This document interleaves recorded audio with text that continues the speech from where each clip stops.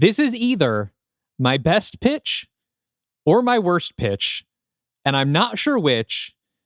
But either way, it's like the most fun I've had writing one of these. In 2017, Universal Studios announced the birth of a new shared universe of monster movies, bringing their classic horror icons into the contemporary franchise film landscape.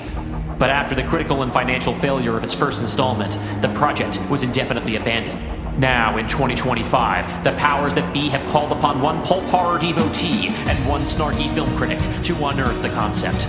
I'm Dylan Roth. And I'm Dalton DeShane. Are you afraid of the dark universe? Welcome back to Are You Afraid of the Dark Universe, the podcast where we attempt to resurrect Universal Studios' failed cinematic universe of monster movies, one pitch at a time. I am your old host, Dalton DeShane. And I am your dark host, Dylan Roth. I'm glad you picked up what I was putting down. And together we're blah, blah, blah. Welcome to 2025. That's right. You heard it. You heard it right. You heard it correctly. Now in 2025. Right off the bat. We have been doing this for a pretty long time. Yeah. We'll laugh about this when it's like, and now in 2032. Oh, God. No, we will have real careers by then, Dylan.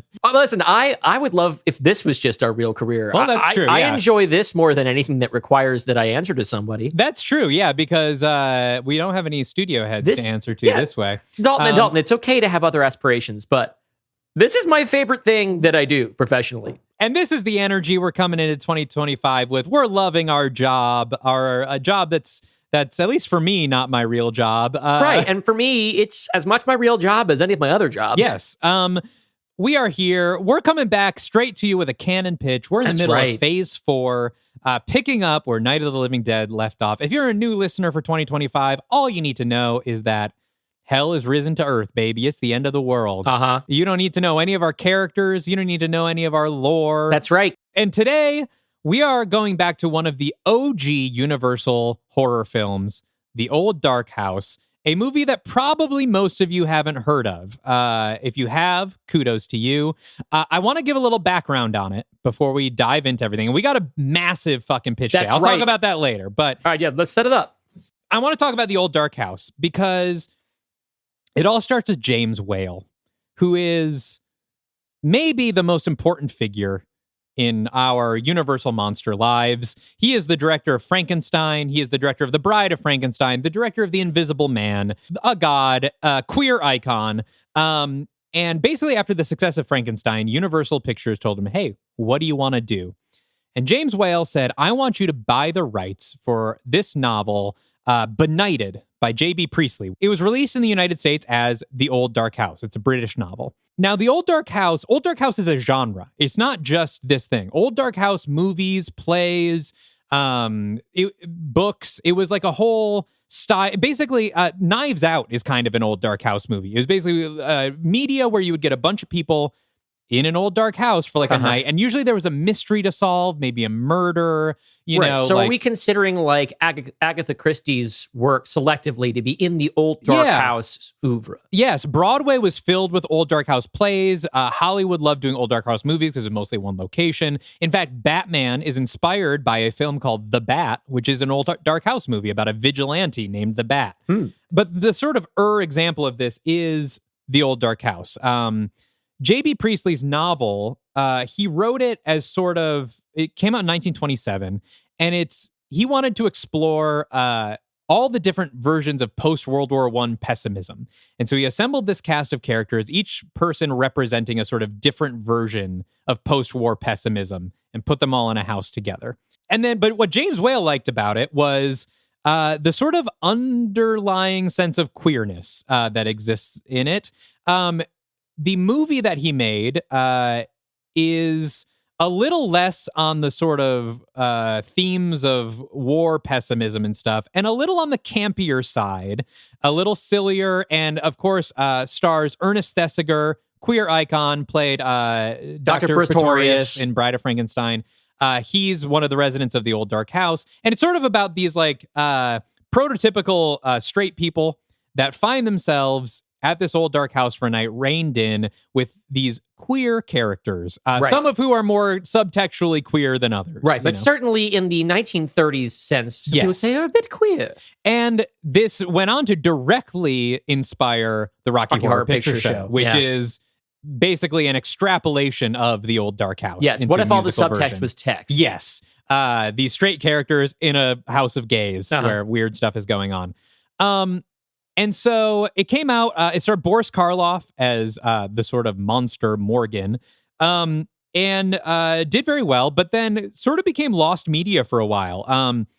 Universal did not renew their license for the book, so there's never been an official Universal home media release, I don't believe. But there is a Blu-ray release, just not by Universal. It's like a shout release or something like that?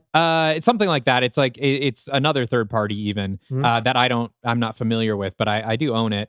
But essentially, it was considered lost media for a long time until somebody, I think one of James Whale's friends or, someone that knew James Whale found the original reels. And so now it's been saved and did a bunch of like art house runs, But it is an OG Universal horror film. I mean, it's Karloff, it's James Whale. It doesn't have any supernatural elements.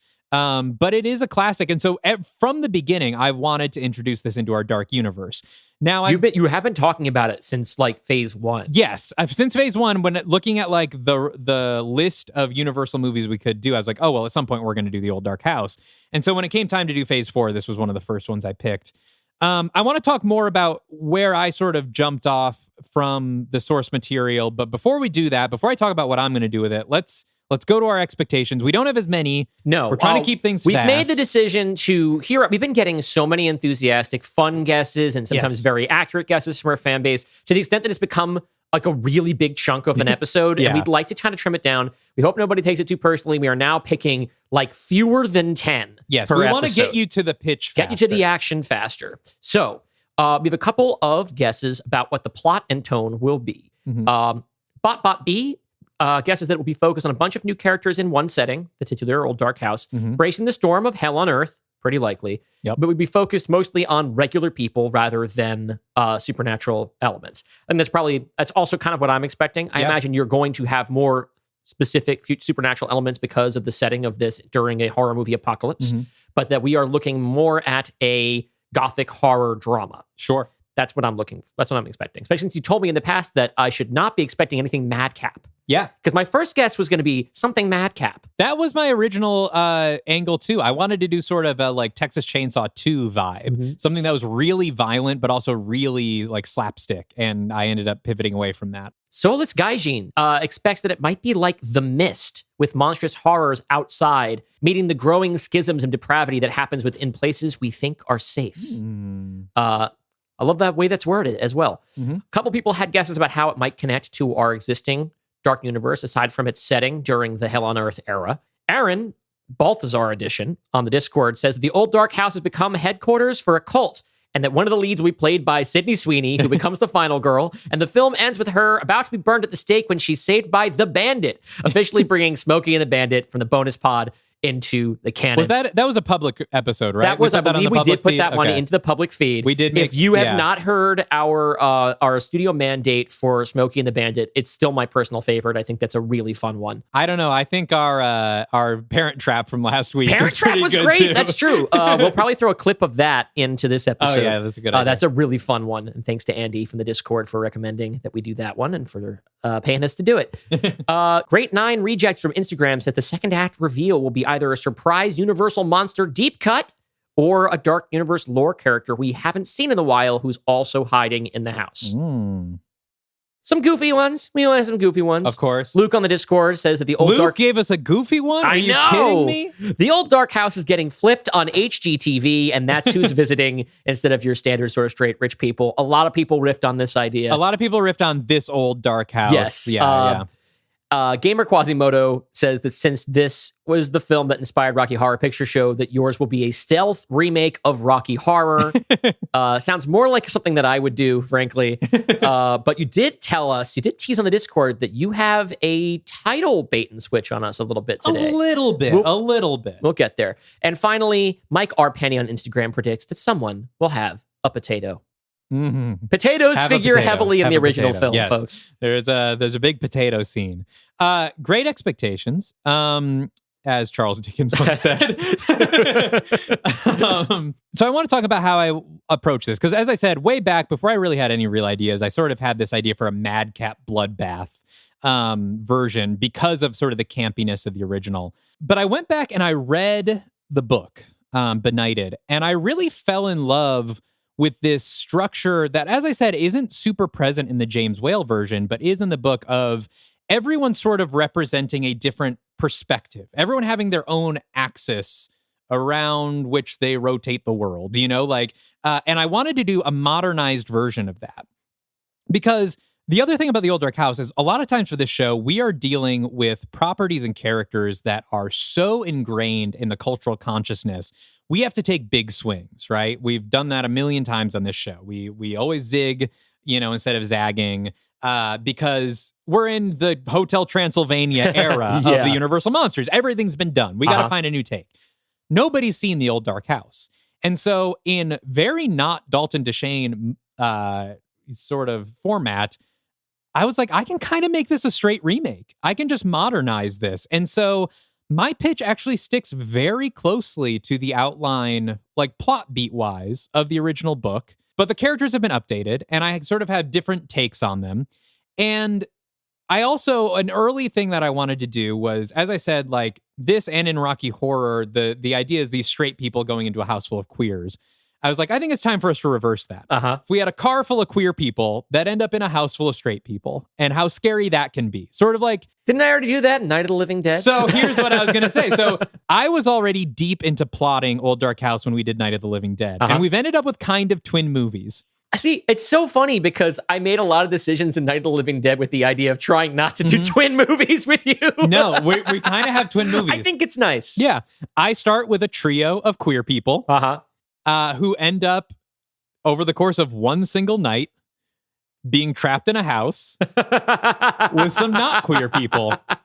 But I think they're very, very different. No, I'm sure they are. There's something very cute about how this all happened. Yes, that we both sort of have the same, at least very loose skeleton. Because when we're doing our interweaving stories, our stories have to kind of speak to each other because we're dealing with some of the same characters. And I do like the way that even if it's kind of by accident, we end up speaking to some of the same themes. Like in a bunch of Phase 2 movies might have some similar themes, and a bunch of Phase 3 movies might have some similar themes. And here, obviously, we're dealing with the apocalypse, so we're going to have some overlap. Yeah.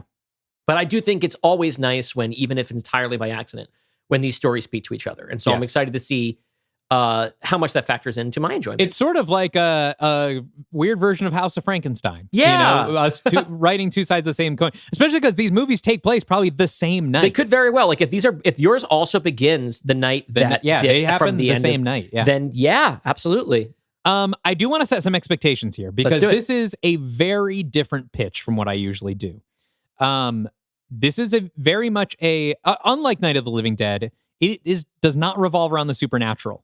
There's going to be a little supernatural opening, of course, as like Death's Door opens and stuff, you know. But for the most part, there is close to zero supernatural element in this. There are no Dark Universe cameos from other characters that we know.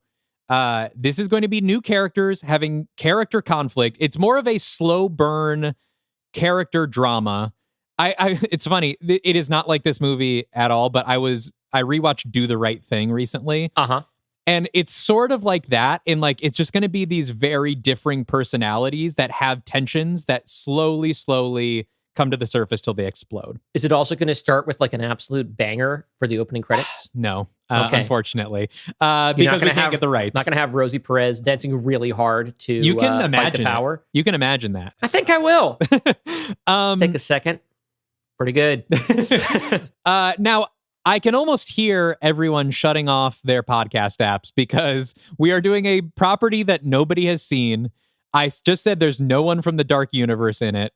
I just said there's no supernatural elements. It's probably a long episode if you're looking at your timer. Right, but here's the thing. Obviously, I'm going to be excited about this. The diehards are going to be here. But like you're sort of entering the kill your darlings zone because Cat People was a similar thing. More people have seen Cat People in this remake, right? But that was one where I did my closest remake, where it was one where I just said it's not going to involve a lot of stuff. Yeah. First of all, this whole phase, Mystery Men notwithstanding, is supposed to be mostly stuff that does not directly connect. I think this is where you get some of the most interesting and personal stuff. Just like in the real Hollywood, when you don't have a lot of franchise checkboxes you have to do, you get to do stuff that is, to me, usually more interesting, unique, more incisive, more illuminating about the author. Yeah, and I think I've done that here. And so if anyone is thinking about skipping this episode and you're this deep already, this is either my best pitch or my worst pitch, and I'm not sure which. But either way, it's like the most fun I've had writing one of these. I'm thrilled because I think especially we talked about this a little bit on the show, is that we've been getting a little bit dragged down by life here and there. Yes. And this stuff, as much as we like making it our job, it's kind of got to be fun, right? Because you already have a job and I've got a kid and blah, blah, blah, blah. That being said, raising my kid is extremely fun. You know how it is.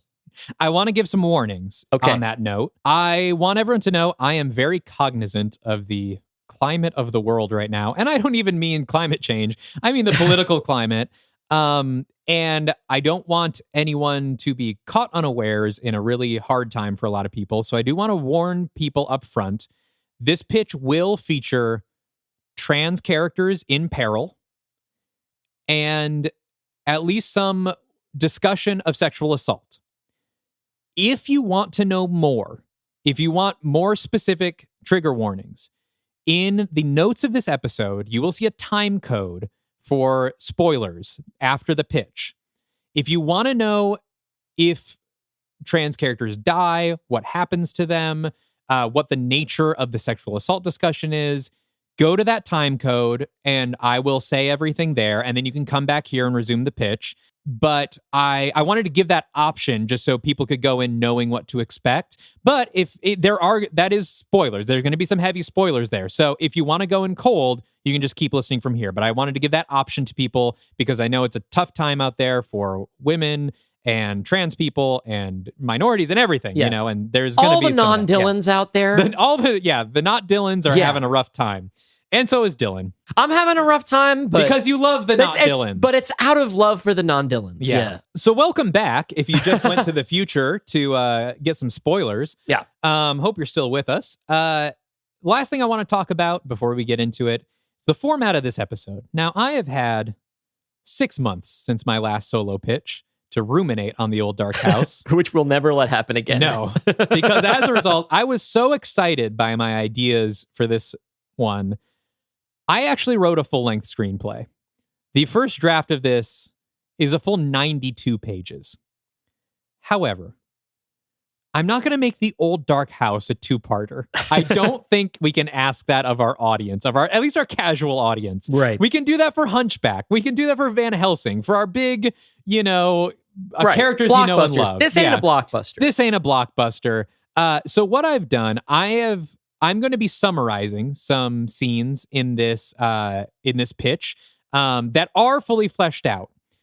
The full version will be available on the Patreon as the director's cut. We are going to release, hopefully same day. Hopefully, as you're listening to this, it's already available. Without all of our talking, just a straight reading through of the screenplay, front to back, full screenplay, all 92 pages. What you'll hear in the broadcast version is most of that, but I've cut out some stuff that's not super plot relevant. Unfortunately, some character backstories have been snipped because they just aren't, directly relevant. So just to try to make this a little shorter, fit into a single episode and not demand too much from the people that just want to know what happens and get to the next one. It's the basic cable TV edit, baby. Exactly. May have been formatted to fit your screen. And I think the final thing we have to talk about is the director, which won't be very long because no one knows who this is. I have picked Stephen Piet, I believe is how you pronounce his last name. See, you said nobody knows who that is. And I was thinking, I'm going to know who that is. I actually don't think I do. So Stephen Piet, or I don't know, directed season 2 of Channel Zero, the sci-fi original series about creepypastas. I picked him because the first episode of season 2 of Channel Zero is one of the scariest horror TV episodes I've ever seen, and there is almost no blood or gore. The characters are fully realized. It is all atmosphere and dread. He went on to direct the Hulu limited series based on what's her name? The girl that was like psychologically tortured by her mom until she killed her mom. Yeah, I don't remember the name of it, but I know what you're talking about. Which was very well reviewed. I haven't seen it. Nor have I. But he saw that and people loved the characterizations, the tone of it. I'm such a huge fan of season 2 of Channel Zero. I think he's really a master of like really. He would capture the old dark house. Basically, he would capture the claustrophobia and tenseness of this setting really well. So that's who I've picked. Everyone go watch season 2 of Channel Zero. That's it's cool. on Shudder. All right. Anything else you want to? Anything else you want to say? I have been rambling for 20 minutes. Don't worry, we got another 2 hours to ramble, buddy. Oh, boy. We're here to ramble. How long has it been since we sat down in the same room to ramble? That's true. It's been a minute. Let's take our time. I'm thrilled. Let's I'm have happy. fun. Yeah. Well, the listeners don't mind being with. Don't look at how much time is left. Just listen to the end. You'll have a great time. The longer it takes, the older the dark house will be when we're done. That's true. Yeah. And then the scarier the movie will be. All right. Are we ready? I'm ready. Submitted for the approval of the fake Universal Board of Directors and for our listening audience. This is Dalton Deshane's The Old Dark House at the End of the World. Minor title change. Act 1. We're close on the sleeping face of Roger Penderell, played by Cole Sprouse, who I can't believe wasn't in the Dark Universe yet. He blinks his eyes open, then decides he's not quite ready to be awake yet. He's curled up in the back seat of a dark car, his face a smudge of shadows on the screen. Hushed voices come from the front seats, barely cutting through the roar of a downpour outside. I told you, I don't like to fight in the car. It makes me feel trapped. Trapped? Now you feel trapped with me? No, Maggie, that's not what I meant. I mean, there's no way for either of us to step away. Yeah, well, maybe that's good. You always want to step away, and then we end up never talking about it. We will. But do you really think now is the time? Really? Penderell has had enough. He peels himself off the seat cushion with a groan and lights a cigarette, casting his face in a rare and precious warm glow. Pippa and Maggie go quiet. We see them for the first time. Pippa Stewart, played by India Moore of Pose, drives, her hands gripped tightly on the wheel at 10 and 2. In the passenger seat is her girlfriend, Maggie Waverton, played by Nicola Coughlan from Bridgerton, staring out the window with cold resolve. Evening, Pen. Christ, is it still raining? He jerks back as a stream of water leaks through the roof of the car onto his forehead. Worse than ever, and with the sun down now, I can hardly see the road. Bold of you to call this a road. Cut to outside the car. The headlights barely cut through the rain, illuminating a mud path that winds narrowly through a forest. The car is a rusted and beat-up Ford Focus, engine shouting with effort and wheels barely catching in the wet earth. Where are we, anyway? Fuck if I know. Still in the Adirondacks. No shit, Sacagawea. Anything more specific?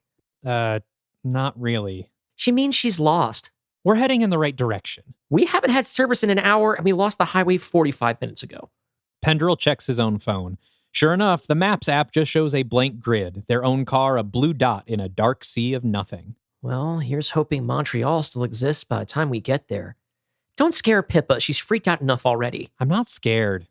You're not? I sure as hell am. Proud of it, too. It's the only real sign that I'm still sane. Honestly, I'd prefer we not reach Montreal at all. Who knows what kind of freaky shit will kill us there. At least here we'll die the old-fashioned way. Hypothermia, sliding off a cliff, buried by a mudslide. As if on cue, the car lurches to a halt.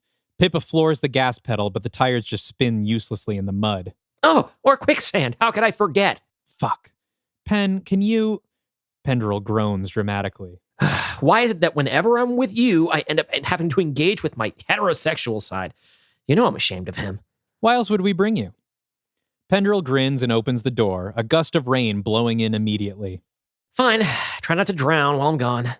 Okay, so here's the thing. I'm going to skip the big opening action scene. What? No! Yep. I'm going to summarize it, but the details aren't actually important for the plot of what's going to come. This is our tie into the Dark Universe. Basically, Penderell's going to go to help push the car out of the mud. There's going to be a big earthquake. He looks over the side, and one of those pits from the end of Death's Door is opening up in the side of the mountain, with demons, the same demons we saw at the end of The Mummy's Hand, climbing up the mountain towards them. they're going to get in the car. They're going to drive away. They get chased by demons. They get stuck in the mud. They get out. The demons are still coming. A lot of the demons get washed away in the rain because it's all mud. It's slippery. And eventually, right before the demons catch them, the earth shaking on the mountain starts a mudslide, and the mudslide wipes away all the demons down the mountain, but also closes the road behind them. Another mudslide in front of them blocks the road in front, and they end up in an alcove by the titular Old Dark House. And we'll get the title card there. Hey, that sounds cool. If I wanted to hear more about that scene, where can I go to hear it? You can go to patreon.com/Dylan and Dalton to listen to the director's cut, where I will read that in detail. Gosh, I can't wait to read that or listen to it with my ears. They careen into the alcove we saw from above and slide to a halt in front of an old, dark house. It's surrounded on three sides by steep rock, water pouring down the sides and pummeling the house's foundation before draining out the entrance through which they just drove. The house stands 3 stories, nondescript black siding. There are no windows on the front of the house. The only opening is the front door, obscured by the sheets of water that pour off the front porch awning. The 3 roof gables stab steep and sharp into the sky. A separate garage sits off to the side. Oh, thank God. The house on Haunted Hill. We're saved. It's got to be abandoned, right? Does it matter? We've got to get inside either way. Maggie turns on them. What are you talking about? We're not going in there. Fucking look at it. What other choice do we have, Mags? We can't just wait for those things to come back. The road is demolished behind us and in front. And they can't get to us from above or below with this current. You're saying we just sit here and wait. Maggie gives Pippa a sharp look. Yes, that's exactly what we're going to do. Pippa looks like she's about to argue, but then just deflates, quiet. Pendrell rolls his eyes. If this water rises any higher, then we're going to get thrown off this cliff like Thelma and Louise and their gay friend. And I'm not going without top billing. He opens his door. Where are you going? We have to at least get into that garage. While I'm gone, see if you can work out whatever fight you've got brewing. Romantic drama during the apocalypse is a bit of a hat on a hat. He runs off into the rain. Maggie and Pippa sit in silence, not looking at each other. After a moment, Pippa says, I love you. I'm glad we're safe. Yeah, me too. Through the windshield, they see Pendrell try to open the garage door. No luck. Locked. Instead of running back to the car, he makes a break for the front porch. Without a word to Maggie, Pippa cracks her door and goes after him. Hey, what are you doing? Maggie reluctantly goes after them, the 3 of them meeting up in front of the front door. Door's locked. Well, did you try knocking before almost barging into a stranger's house? I don't like this place. It feels dangerous. The whole world is dangerous right now, Pippi darling. Maggie grabs Pippa's arm. We can still go back to the car. Pippa looks conflicted. No. If someone is home, we should tell them what's happening. They're all quiet for a moment, nobody wanting to make the first move. Pendrell, of course, breaks the silence. I love this. Benighted at the end of the world, and no better house in the country for it. He gives the door a cheerful shave and a haircut knock. No answer. What if the people inside are dead already? Well, we'll have dinner sorted. Both of you, stop it. Pendrell raises his hand to knock again, but stops. What is it? Someone's there. On the other side. What? How could you... Then they hear the latch. The door creaks so loud it's as if it has never been opened before. It stops, just barely wide enough to reveal an eye, looking down on them from the top of a tall frame. Then it closes. Pip, we should go. Yeah, Pen, I think Maggie's right. The door swings fully open. A tall lump of a man stands before them, over 6 feet tall with a ratty black beard and a thin, matted bowl cut. His lips curl with perpetual dissatisfaction, and his brow encroaches on the space in front of his eyes. This is Morgan, played by professional wrestler Samoa Joe. Wearing lifts so that he's taller. Samoa Joe! We got Samoa Joe in the Dark Universe. Former NXT, Ring of Honor, and All Elite Wrestling champion Samoa Joe. In the Boris Karloff role. Wow, I would not have seen that coming. Mm-hmm. Okay, well, happy for you, Joe. Yes. Hi. We're seeking shelter. Can we come in, please? No reply. It's the end of the world out here, as I'm sure you know. And there's this horde of flaming people things coming up a mountain, and... The man takes a step forward, and the 3 of them instinctively step back. Morgan sticks his head through the doorway and looks around over their heads. Then he looks down at Pendrell. He pokes a finger into his chest, and from his mouth emerges a low, wet, gurgling groan. Then he goes back inside and retreats to another room, leaving the door open. The fuck was that about? Maybe he doesn't speak English? He's mute, I think. Should we go in? The inside is warmly lit, although the lights frequently flicker from unreliable generator power. It's large and open, but not ornate, mostly bare wooden surfaces with some antiquated and dusty decorations that look like they haven't been updated since the 90s. The foyer is both entrance hall and lounge, with couches and chairs arranged around a fireplace, coals glowing ominously within. Directly across from the door they stand in is a staircase leading up to the unknown. It's alluringly cozy, and yet forebodingly derelict. Finally, movement. A man in his 70s, played by Don Johnson. Speaking of Knives Out. Yeah.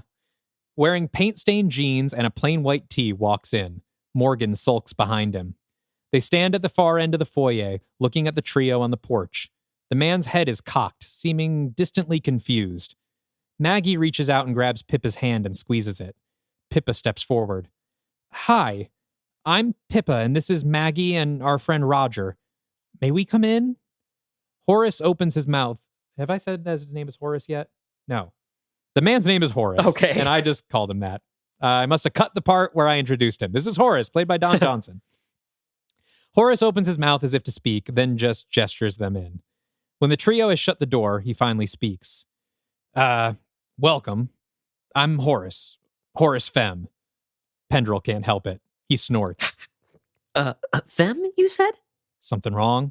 No, there's absolutely nothing wrong with being a femme. Pippa is mortified, Maggie disgusted. Horace just looks confused. You've already met Morgan. In a sense. Do you know what's going on out there? Quite a storm, sounds like. Car trouble? No, it's... It's the end of the world as we know it, femmes. You know, like what happened in Pennsylvania and Korea. Can't say I've really kept up on it. Pendrell is in disbelief. Pippa gets out her phone. No service. Haven't kept up? Do you have Wi-Fi here? Yeah. Satellite. Slower than molasses, though, and it doesn't work in the rain. Maggie checks her own phone, distraught. What about TV? You have a TV? Well, yeah, of course we got TV. He gestures to a room next to him, a den. Pippa storms forward past him, dripping water all over the floor. Hey, shoes! Horace, Morgan, Maggie, and Pendrell catch up to Pippa in the den. She's picked up the remote and is cycling through the channels. Nothing but static. What the fuck? No cable, hun. Something you want to watch? Why do you have a TV with no cable? DVDs. A voice comes from the staircase.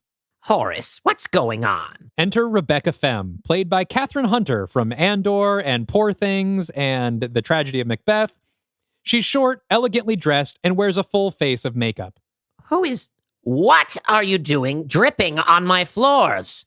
Pippa finally remembers her shoes, embarrassed. Rebecca shoos them all back to the entryway.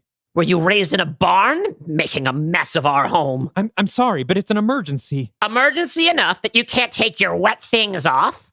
They're all back in the front doorway. This time Maggie takes the initiative. Look, Mrs. Fem, is it? Rebecca, I think we got off on the wrong foot, but things are really dangerous out there, and explaining why is kind of a long story. But in any case, the road is blocked both ahead and behind us. There's nowhere else for us to go. Can we please take shelter here, at least until the rain stops? Horace still stares a bit distantly, rubbing the back of his neck with his hand. Shelter? Rebecca looks up at him sharply. They can't. We won't have them here.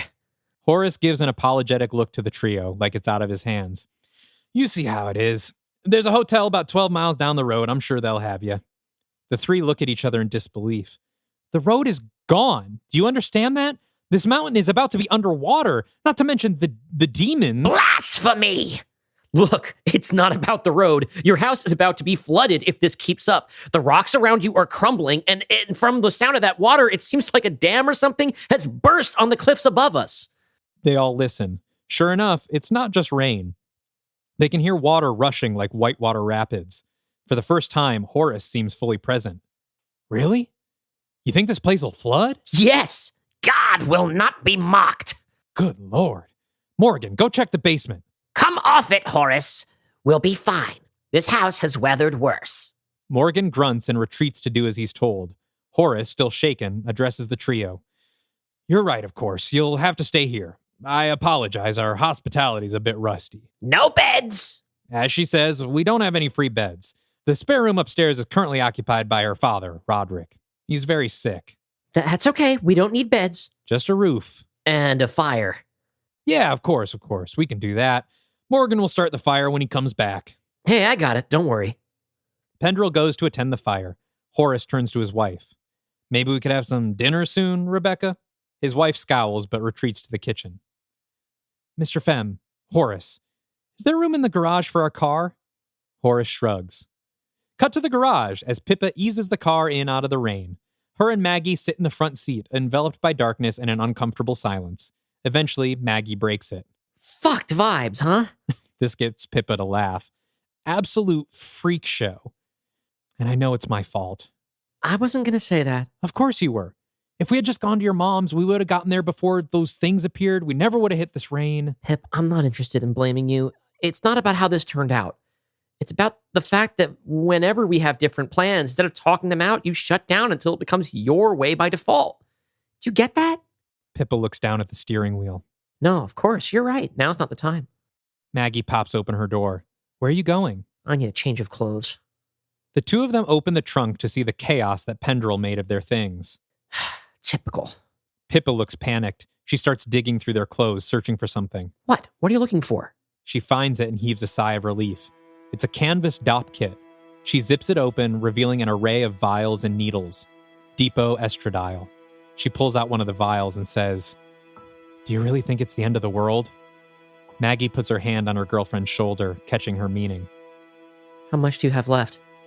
Maybe 3 months? I'm sure we'll be able to find more. I'm not. God, I wish I'd started stockpiling sooner. You had no way of knowing. I've always known. So, what happens if you don't take them? Like, medically? Medically? I die. What, really? Yeah, because I'll fucking kill myself. That's not funny. Don't stress. I'm only like 80% serious. What about, like, DIY hormone stuff? Can you make your own? Yeah, sure. If Reddit still exists in the morning, I'll be sure to look that up. She slams the trunk closed. Cut to Pippa and Maggie rushing in the front door, carrying the one remaining suitcase stuffed to the brim with their things. I am finally going to dry off and get changed. Where is that horrible little woman? Pendrell comes over to them. Who, Mrs. Fem? Probably disinfecting every surface we've touched since we got here. We are imposing on her home. I hate her. Massive ick. She feels like a whole different species. And then there she is, Mrs. Fem, standing in the doorway to the kitchen. Do you need something, dear? Maggie's all smiles now. Oh, yes. Do you have a place I can change? Cut to Maggie and Rebecca Fem, walking through a narrow hallway somewhere in the back of the house. The lights are dim, flickering at half brightness. As opposed to the front of the house, there are windows here. The rain lashes at them and flashes the hall with lightning reflected off the cliff walls. You'd have been proud to come here once. My father, Roderick, would have welcomed you. He was a godless man. All of them were. And now he's faded away, gone to pieces, just like this house. You think you're better off here than out there, but I'm not so sure. We're all through here with what you'd call life. They stop in front of a door. This was my sister's bedroom. You can change here. She pushes the door open. There's a skeleton of a bedroom in there, hidden under years of being treated as a storage room. The bed is piled with clothes, furniture is packed densely and without sense. The wardrobe is so full it appears as if it's tipping over. But in the corner, next to a shuttered window, is a vanity. Quick montage. Maggie strips out of her wet dress to her underwear. She drapes a new dress, dark purple, over a chair. She arranges her makeup on the vanity carefully. She sits at the vanity, dries her face with a towel, and sighs, smiling to herself in the mirror. For the first time that night, she feels back in control. Then she sees Rebecca over her shoulder in the mirror, still hunched next to the doorway, barely a silhouette, watching her. Self-conscious, she covers her breasts. Thank you, Mrs. Fem. I'm all set now. Instead of leaving, Rebecca takes a step further into the room. I don't come to this room much anymore. My sister Rachel died here. I was young. She was younger. Maggie turns away from Rebecca and tries to focus on touching up her makeup. I'm sorry. She was a handsome girl. Big, pretty eyes, beautiful voice. On Saturdays, you could wake to her belting out some Rodgers and Hammerstein in the living room, father's favorite. Old Roderick would always let her do whatever she wanted. She moved in with a man just after high school, unmarried, of course. She swore he'd love her even without the ring, but where was he when the leukemia took hold? Was he leaning over her bed, listening to her scream? Was he cleaning the vomit from her nightie? No, that was left to her dear older sister. Maggie looks like she's about to throw up herself. She closes her eyes, trying to will herself back into the safe place she thought she had found at the Vanity. Every night, the clock would strike midnight, and she'd ask me to kill her. And I told her no, not until she's forgiven. But she refused. She was godless to the last. He's out there now. You know that, don't you? Even if you don't believe it. You feel it. It's his hand that brings the rain, that guided you here. Rebecca sits on the edge of the bed now, facing Maggie, just feet away. Are you married? To the wisecracking one? Pendrell? No, I would never. Good girl. He's another godless one, I can tell. I've seen 1,000,000 of him passing through this house, laughing and drinking and fucking. He'll meet a quick bad end, mark my words. What do you mean 1,000,000 of him? Ha! Haven't you wondered why there's no windows on the front of this house? So the Lord couldn't see the sin? Men and women in silks and perfume trapped in this house night after night.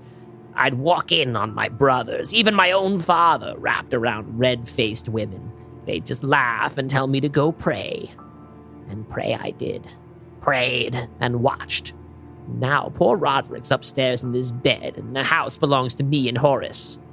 You see, I learned some valuable lessons from those lustful women that draped the furniture of this place. I learned what it takes to keep a man, to protect him from himself, from the sin in his heart. Maggie can't take it anymore. She stands to grab her dress from the chair, but Rebecca is faster, darting from the bed to pick up the dress before Maggie can get to it. They're standing close now, Rebecca clutching the dress, Maggie still in her underwear. This is fine stuff. Very fine. But it will rot if you don't care for it. Then she steps closer.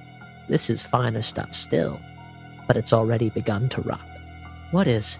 Rebecca presses her hand into the soft flesh of Maggie's breast. Maggie jumps back, snatching the dress from Rebecca. How dare you! Get out! Out now! Rebecca smiles and retreats, shutting the door behind her as she exits. Maggie breathes hard, wiping at the spot where Mrs. Femme touched her, trying to erase the feeling of her cold hand. Then, still angry, she gathers up armfuls of clothes from the bed and dumps them onto the dresser in front of the window. She unlatches the window and throws it open, letting the rain fly in sideways and soak the clothes. A few minutes later, Maggie reemerges into the foyer, wearing her dry dress and in a fresh layer of makeup, but still looking shaken from her encounter with Rebecca. Well, now it's a dinner party. Pippa smiles at her. You look beautiful. Maggie nods curtly and brushes past her to sit on the couch. Pippa and Pendrell join her. Pen reaches out to a bowl of wrapped chocolates on the table. Hey, check this out. Ghirardelli. They're not total savages. Then, from right behind the couch, Horace speaks. Dinner's ready. The three of them sit down at the long dinner table, Maggie taking care to place herself as far away from Mrs. Femme as possible. Morgan acts as server, putting plates in front of everyone except Mrs. Femme, who simply sits in front of her empty place with her head lowered. Aren't you going to have anything, Mrs. Femme? Horace scoffs. You kidding? Look at her. She doesn't need any more food. Mrs. Femme keeps her head down and says nothing. Well, what is that supposed to mean? Horace cocks his head, surprised at the question. He waves Pendrell off. She's a textbook snacker. Snacks all day long, grazing like a deer. No need for dinner on top of it. Pippa and Pendrell exchange a glance. Horace reaches for a potato. Potato? At this, Rebecca speaks. Horace! Horace pulls his hand back, frowning. Right. Folks, Rebecca's gonna lead us in saying grace. Horace and Morgan bow their heads. Pippa keeps hers up, looking around at this bizarre tableau. Thank you, Lord God, for this bounty and for your mercy, for this ample and delectable supper, for the health and prosperity and happiness granted to this family, for all our pleasant days and quiet nights. Please, throughout this tempest you have sent for us, grant protection to myself, to Horace, to Morgan, to Roderick, to Jonathan. That's enough. Rebecca goes quiet. The table falls into an awful, interminable silence. Pippa catches Morgan looking darkly at Maggie. Horace finally grins and grabs a potato. Sorry about all that. You'll have to forgive us. We're old, rusty mountain hermits. Rebecca insists we keep up with our prayers. That's okay. Pendrell smiles at Rebecca. My mother's Presbyterian. Rebecca doesn't respond. So, where are you kids from? Ithaca. We're grad students there. Oh, Ithaca. Yeah, I know it. What brings you way up to the boonies? Well, sir, some pretty crazy stuff has been happening in the world the last couple days. You really haven't heard about any of it? Selinsgrove? Busan? Athens? Athens? Horace, don't you have a cousin there? University of Georgia. No, not that Athens. Pippa interjects, trying to calm things down. We were on our way to see some friends of mine in Montreal. Horace lights up. Great escape to Montreal. Just like Bunchy and Mickey. Who's this now? You don't know Ray Donovan? Who's Ray Donovan? The show. Showtime, I think. John Voight and, what's his name? Shriver? Liev Schreiber? Yeah. Ray Donovan is a fixer for these rich people in L.A. Well, for the first 5 seasons. Then he moves to New York. He fixes things. The 3 guests look at each other blankly. Can't say I've ever heard of it. Is it like an old show? Horace is shocked. No, not at all. I've got the DVDs in the other room. You really haven't heard of Ray Donovan? They shake their heads. Man, wow. I really love Ray Donovan. Don't I, hun? Rebecca, still staring down at her empty table setting, nods. We should watch some tonight. You'll love it. See, John Voight plays his dad, Mickey, who gets out of prison. He's interrupted by a loud banging on the door. Everyone freezes. Horace looks at Pendrell. Who the hell is that? How should I know? How could anyone get here? The road is out. Pippa's eyes are wide. We shouldn't open it.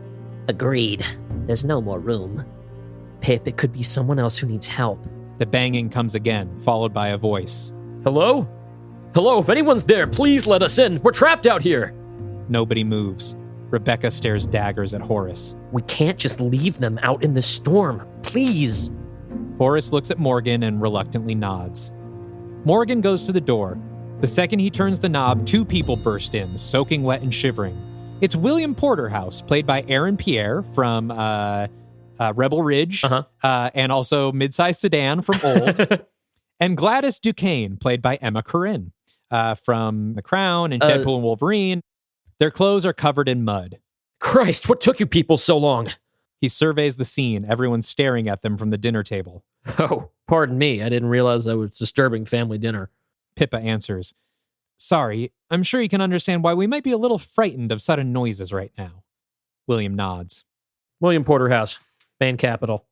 Pendrell scoffs. Something funny? You might want to start amending your introduction. I don't think Bane Capital is going to be around in the morning. William frowns.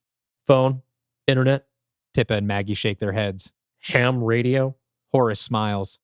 I built a ham radio from scratch as a boy. Doubt the thing still works. Probably in the basement somewhere. You the man of the house? Horace crosses and shakes William's hand. Horace Fem. Through all of this, Gladys has been standing behind William, shivering in her wet clothes. Finally, she rolls her eyes and sheds her coat. Okay, can we continue this chit-chat by the fire?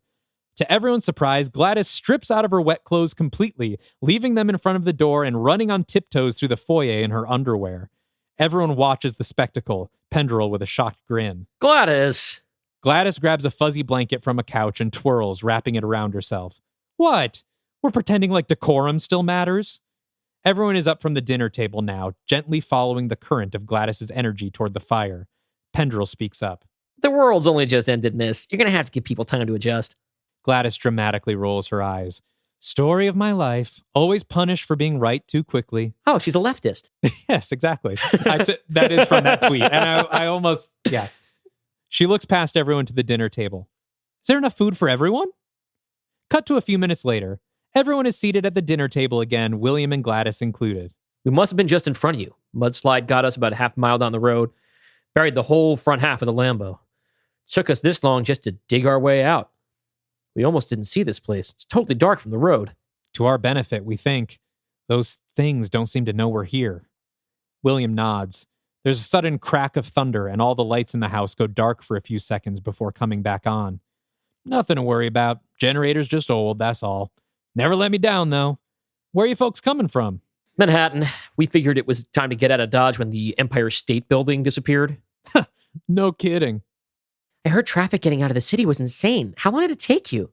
William clears his throat, uncomfortable. Gladys throws her arms around him. Luckily, we didn't take the roads, did we, darling? The helicopter dropped us at his garage in Terrytown. Ah, yes. In America, there are 2 apocalypses. On your way to your own secret underground bunker, then? William meets Pendrell's eyes. Something like that. Once he's satisfied that he's sufficiently intimidated Pendrell, he looks back down at his food. Gladys raises her eyebrows at Pendrell and he smiles. So, Gladys, right? In the flesh. Not a name you hear much anymore. Glad you like it. I picked it myself. She points her fork at Pendrell. I recognize you from somewhere. What's your name? Pendrell. Yep, mine is the weird one. Roger. Although it feels weird to say it these days. I know the feeling. You ever been to Pumps in Brooklyn? William clears his throat. Pendrell laughs uncomfortably. You know, I'm not sure. What is it? Yeah, I think I've seen you there. Not for a one-on-one or anything, which I'll try not to take offense at. Rebecca Femme glares at Gladys from across the table. Thank you, Mr. and Mrs. Femme, for taking us in. I hate to impose any further, but do you happen to have any beds for us? Rebecca Femme gives a flat. No. William is taken aback. Maggie says, We'll all be sleeping by the fire, it seems.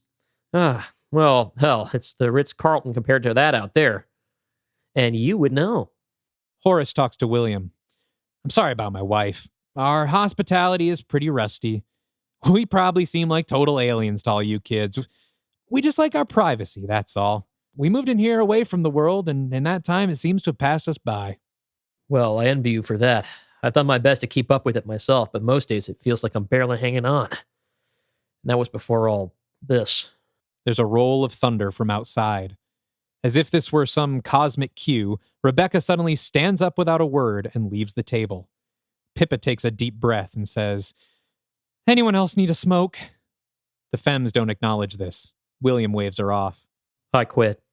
Pendrell and Gladys are still whispering to each other, giggling. Only Maggie replies. I'll come. The couple leaves the dining room, heading for the suitcase in the foyer. Not enough cigarettes in the world to get me through this night. I hate it. I feel so anxious here.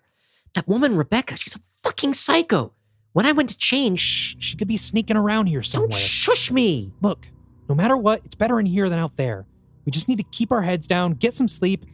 We'll figure out the rest in the morning. Pippa starts rummaging through her bag for the cigs. Figure out what? You saw what's out there. We might be stuck here, Pippa, for like a while. I don't know if I can handle that. What's wrong? Pippa is rummaging frantically now. Shit, no. What is it? Pippa turns the bag upside down, emptying the contents and ruffling through them. She looks up at Maggie, terrified. My hormones. They're gone. Someone must have taken them. Another crack of thunder, close enough we can hear the sizzle of the lightning and the sound of a small explosion. The lights go off. This time for good. End of Act 1. Dalton, I'm loving this one so far. Yeah, I'm really that's great. enjoying it. This is the shit I like. This is my most Dylan This pitch. is people in a room talking. This is people in a room talking. My Act 1 reveal is that the house gets dark. Yes. It's already old. Now it's dark. I love the way, having seen the old Dark House, I love the way you've subverted certain stuff. For instance, Yeah. Don Johnson is the straightest man in the world. Yes. Yeah. Fan loves, excited about Ray Donovan. Loves Ray and Donovan. in extreme dad mode, like can't wait to share Ray Donovan. Yes. Like it's not like Yeah. a judgment. You haven't seen Ray Donovan. It's like, wow, you guys haven't seen Ray Donovan. Like, while you're in town, you got to see Ray Donovan. While you're here. Right? Yeah. It's like totally benign dad energy that I'm sure that has this sort of incredibly dark mirror in Rebecca, who feels torn straight out of the original film as this. Although I did remove her deafness because I Yes. thought there wasn't a good if you're not going to use it, don't put it in there. It wasn't important. Yes. And she's so eerie. I love like she speaks like she is from a movie from the 30s, right? And because you've picked Catherine Hunter. Hunter to play her, who is I don't know how old she actually is, but she has this sort of ageless, non-complimentary quality. You know what I mean? Like, and in a way that I think that not as an insult, but you know what I mean? Some people are an ageless beauty, and she's like an ageless crone. Yes. She could be 40 for all I know. Yeah. But she just is really good at projecting, I have been here for fucking ever, and it sucks energy. As soon as I thought of her, I was like, oh my God, she's the perfect casting. Yes. And I'm excited to get to do her voice for a while. This has been fun. You gave me a lot of fun voices. Yes, you're doing a lot of talking to yourself, but you're differentiating the voices very well. And you gave me the Dalton insert character, which is really funny. Which one? Oh, I mean, I just think that Penn. Penn. I know that Penn is a character from the movie as well, and it feels consistent with that. But all the things that if you were there, you would kind of snipe in, butt in, and say, Penn gets all of those. See, I was thinking that you would like the quippy character, of course, and especially because you loved Pendrell in the original movie when we watched it on Discord. You really attached to Pendrell. Yes. But then we have but I assume at the end of Act 1 are sort of our complete ensemble, give or take maybe a surprise coming up. No, it's 10 people in a house. Yes. Well, I mean, we've talked about Sir Roderick upstairs. Yes, Sir Roderick's upstairs. We have not seen Sir Roderick yet. Yes. Christopher Plummer's dead. Can't be Christopher Plummer. But yeah, I like that we now have, we've set up this really interesting sort of prism of American life, right? You've got the benign, aloof, but apolitical in a way that practically makes him conservative. Yeah. Like sort of white boomer, right? We have our religious extremist, creepy church nut, right? Who, in a way that is also pulled from the James Whale movie, is clearly repressing her own sexuality. Yeah, she's got some weird thoughts about sex. It's a big, interesting maze that reads true to me. And then you have our queer couple and their friend. I assume they're I guess the implication is their bi friend. Yes. Which I think the original Penn also kind of reads that way. And the interesting drama of like, this is something we talked about, how like the stress right now of the current time is for particularly trans people who are like worried about like talking about like, what do you do if you're on hormones and you're about to potentially get cut off? Yeah, that's it was an idea I kind of got from Gretchen Felker Martin's book Manhunt, which is sort of like one of those gender apocalypse novels where like, what if all the men were zombies, you know? But she does it from the trans angle where it's like, what if testosterone turned you into a zombie? And so you have these trans women who like need to find estrogen to prevent themselves from turning into, you know, these men, but it's the end of the world. You can't just go get a prescription, you know? And so that was one of my thoughts is like, if you're a trans person going through the apocalypse, it's like, where do I get my meds? This is like gold to her, you know? Yeah. And it immediately, the thing that the original is kind of lacking are like stakes in Act 1. Yeah. And I think this gives us a mystery right off the bat of like, why the fuck would anyone take Pippa's hormones? Right. You know? It's the kind of thing where like your first suspect right off the bat is going to be Rebecca. Would she know what it is? I mean, I don't even know. Yeah. But there's Roderick, right? We don't know anything about Roderick, right? But I like that it is sort of like physical stakes that are separated from the supernatural angle and are more about just the apocalypse, but having them be stolen from her bag. Yeah. That creates this really good locked room mystery on top of all of this. Yeah, what I really liked about the book and what I really latched onto was the idea of this house being a sort of synecdoche for the world at large, right? Like, in the world at large, all these people exist, but we're all separated from each other. Well, at the end of the world, we're getting smashed together because we are all just looking for survival. And so what if all that distance collapsed and you had one of each like kind of person now having to live together in this one night? And this, you know, it's like this house is standing in for society at large, you know, and sort of in that compression, the stakes get raised and things move quicker, and you know, like all this stuff comes to the surface more quickly. Well, then on top of that, you also have William and Gladys, right, who represent two diametrically opposed sort of politics, but who, in this very realistic way, are thrust together. Where you have your Bain Capital guy, the fucking scum of the earth. What occasion would he have to be hanging out with a young leftist woman? Well, she's a sex worker. Yep. Right. And that also feels like modernized directly from the from I don't know if it's from the novel, but yeah, from the in the James novel, Whale she's movie. a chorus girl, Right. which is implied to be some sort of sex euphemism. worker. Yeah. Like a euphemism. It's interesting because, like you said, it's like a mirror to the Night of the Living Dead. But I cranked the tension up. Like I had a similar idea if I wanted to put these people who represent different sort of parts of American life into the same place. But I did, in part because I did abbreviate a lot of it. Like I had a much broader, and angrier and like nothing left to subtext because the situation is more urgent and more grave, right? Here you have this really great, what I think is really one of the great ways that you've played with this here is that Don Johnson's character doesn't know it's the end of the world. Yeah. Right? Yeah. And everyone else does.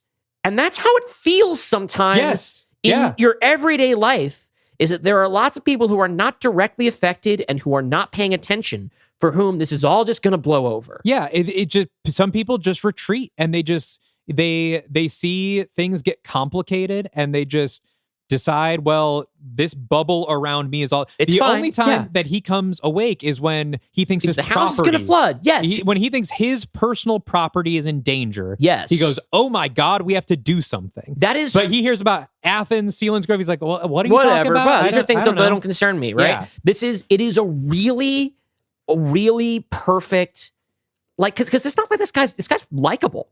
Yeah. Right? But he's not part of the solution. No.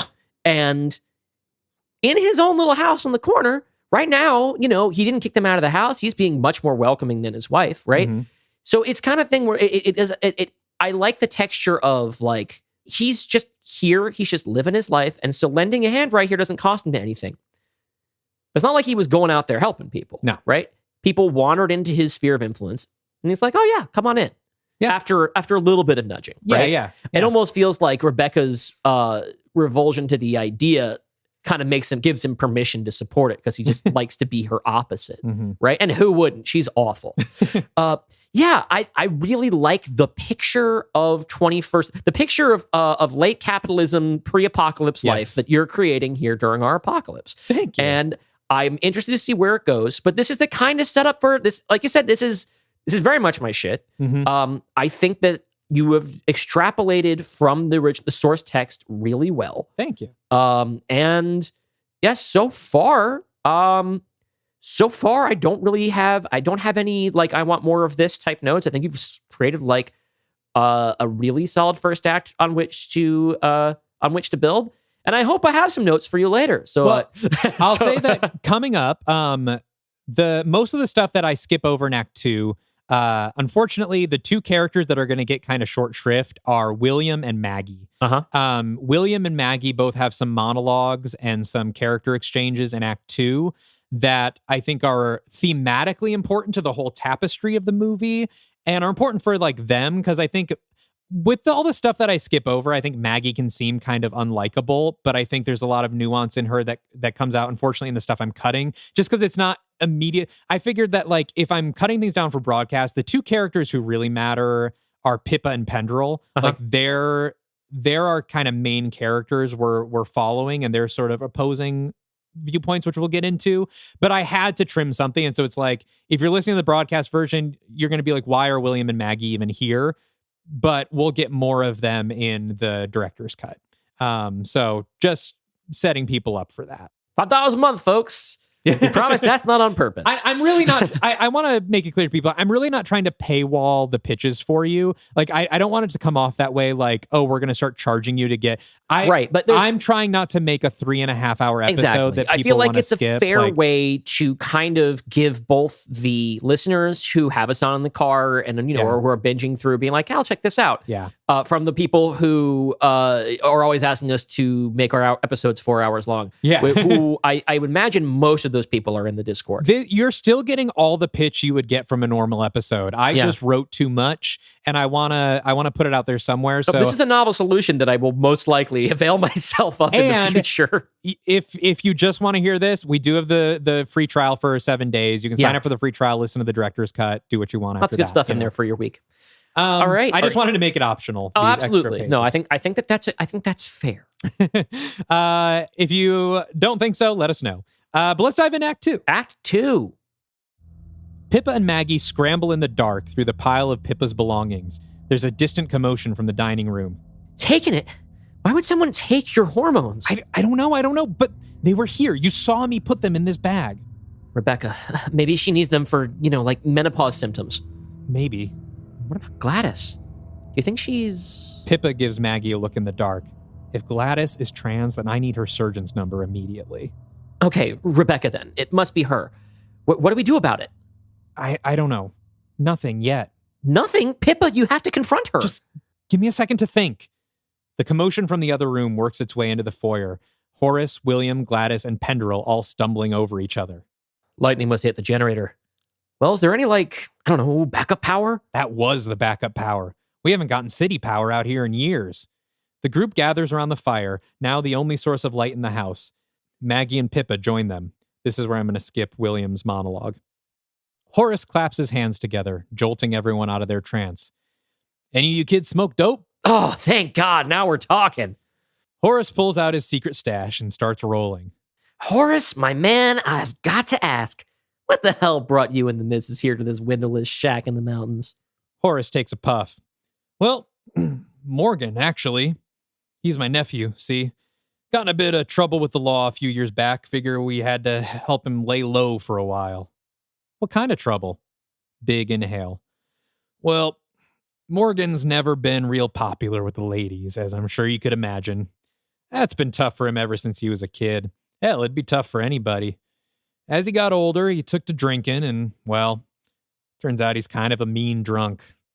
God, aggressive with a few women a few too many times. Figured it'd be best to keep him away from the drink and the ladies for a while. Jesus, so you're hiding him here? Horace passes the joint to William. Man takes care of his family. That's one thing I've learned from Ray Donovan. Doesn't matter how bad they screw up, you always take care of family. But it sounds like you're talking about assault. God, I wish we had power so I could put those DVDs on for you. It's really a great show. Maggie is speechless. The joint is passed to her and she passes it right along to Penderel, looking at him for help. He just shrugs and takes a puff. Horace, before we leave, I'm going to get you set up on my Netflix. DVDs are a thing of the past. He passes the joint to Pippa, who waves it off. Come on, Pip. If anyone needs this, it's you. I'm good, Pen. You look one short breath away from a panic attack. You gotta relax. Pen? Right. I forgot. Relaxing is the worst thing Pippa Stewart could ever allow herself to do. Worse than Morgan's crimes, for sure. Gladys reaches out and puts a hand on Pippa's knee. I hate to join in on the peer pressure, but these are unprecedented times. It's okay to ease your anxiety. We're safe in here. Pippa's never felt safe a day in her life. She doesn't trust life. What do you mean? Sailor Pip. Pippa, who indeed has been nervous through all this conversation, bites her lip before eventually speaking. Life, it's fragile. Beyond fragile. It's a spider web out in this rainstorm right now. Even before the demons and death gods. Everywhere you turn, 10 things are threatening to tear you down like you never existed. Like what, love? I mean, start with employment. I need a job in order to eat, to keep my apartment, to pay for healthcare so I can keep getting... She stops and glances at Horace. My meds, so I can maybe someday afford some surgeries. Yet, at any second, that could be taken away from me for essentially no reason. So I walk on eggshells at work, doing as best I can, knowing even that might not be enough. I say the wrong thing to my boss, or layoffs come down from on high, and poof, the spiderweb blows away in the wind. Or relationships, friendships, business contacts, lovers. They all require maintenance. But there, the benchmarks are less clear than in my job. Am I talking to them enough? Too much? Am I bothering them? Did they take offense at that joke? Am I not funny enough? Do I need to go out more? If the balance isn't right, it all starts to fall apart. Of course, going out in public is the worst, spending an hour in front of the mirror before I leave trying to make myself pass enough to not get hate crimed. The wrong look at the wrong concealed carry asshole and I'm steamrolled into an Instagram infographic. I end up with this Gordian knot of filters in my brain, each thread fighting with the others as I triangulate the right thing to do from moment to moment. It's exhausting. And it's like, is it even worth it at that point? Should I just let go, let the web collapse in the downpour? But I can't. I just fortify the ties and stay on watch. Maggie speaks up, firm but gentle. Maybe all those filters just make things worse. Maybe they make you freeze when you should be taking action. I know. That's the irony of all of this. I know that at this rate, it won't be the rain or the wind or a fucking feather duster that wrecks the web. It will be the weight of my own fortifications. Self-inflicted destruction. And that's the final knot I can't untangle. I can't plan my way out of the consequences of the planning. Her shoulders fall, defeated by her own monologue. Fine, give me the fucking joint. She takes it from Pendrell and puts it in her mouth. Atta girl. Then, from somewhere behind them, Rebecca Femme's voice. What are you all doing sitting in the dark? Horace grabs the joint from Pippa's mouth and tosses it quickly into the fire. The hell else are we supposed to do? Horace, I need to talk to you. Horace sighs and stands. William looks skeptical as Horace walks to his wife and gets up and follows them at a bit of a distance. Morgan's got into the drink. God damn it. William looks back at Pippa and Maggie, who also heard this. Maggie is wide-eyed, frightened. The two ladies get up and follow to William's position so they can hear better. It's all the commotion. The storm, the strangers. It's too late now. Nobody won't be prying the bottle from him at this rate. Excuse me, but should we be worried? No, it'll be fine. Best to just lock him in with it now. Let him sleep it off in the kitchen. Behind them, Gladys whispers something in Pendrell's ear. He smiles and they get up. She leads him off somewhere by the hand. Why haven't you gotten the flashlights yet? We don't need them. You got a drunkard with a history of violence on the loose in this house. I think we should have some lights. You know where they are, Horace. We don't need flashlights. I'm sure these kids have phones. Top landing, by the attic door. A whole box of flashlights and electric lanterns. Horace stammers, clearly uncomfortable. Look, I have a bad back. I can't carry that whole box myself. Pippa will go with you. Pippa looks at Maggie in shock. William cuts between them. Don't worry about it. I'll go. No, you heard her. Pippa needs help taking action. Maggie pulls Pippa close and whispers in her ear. Ask him.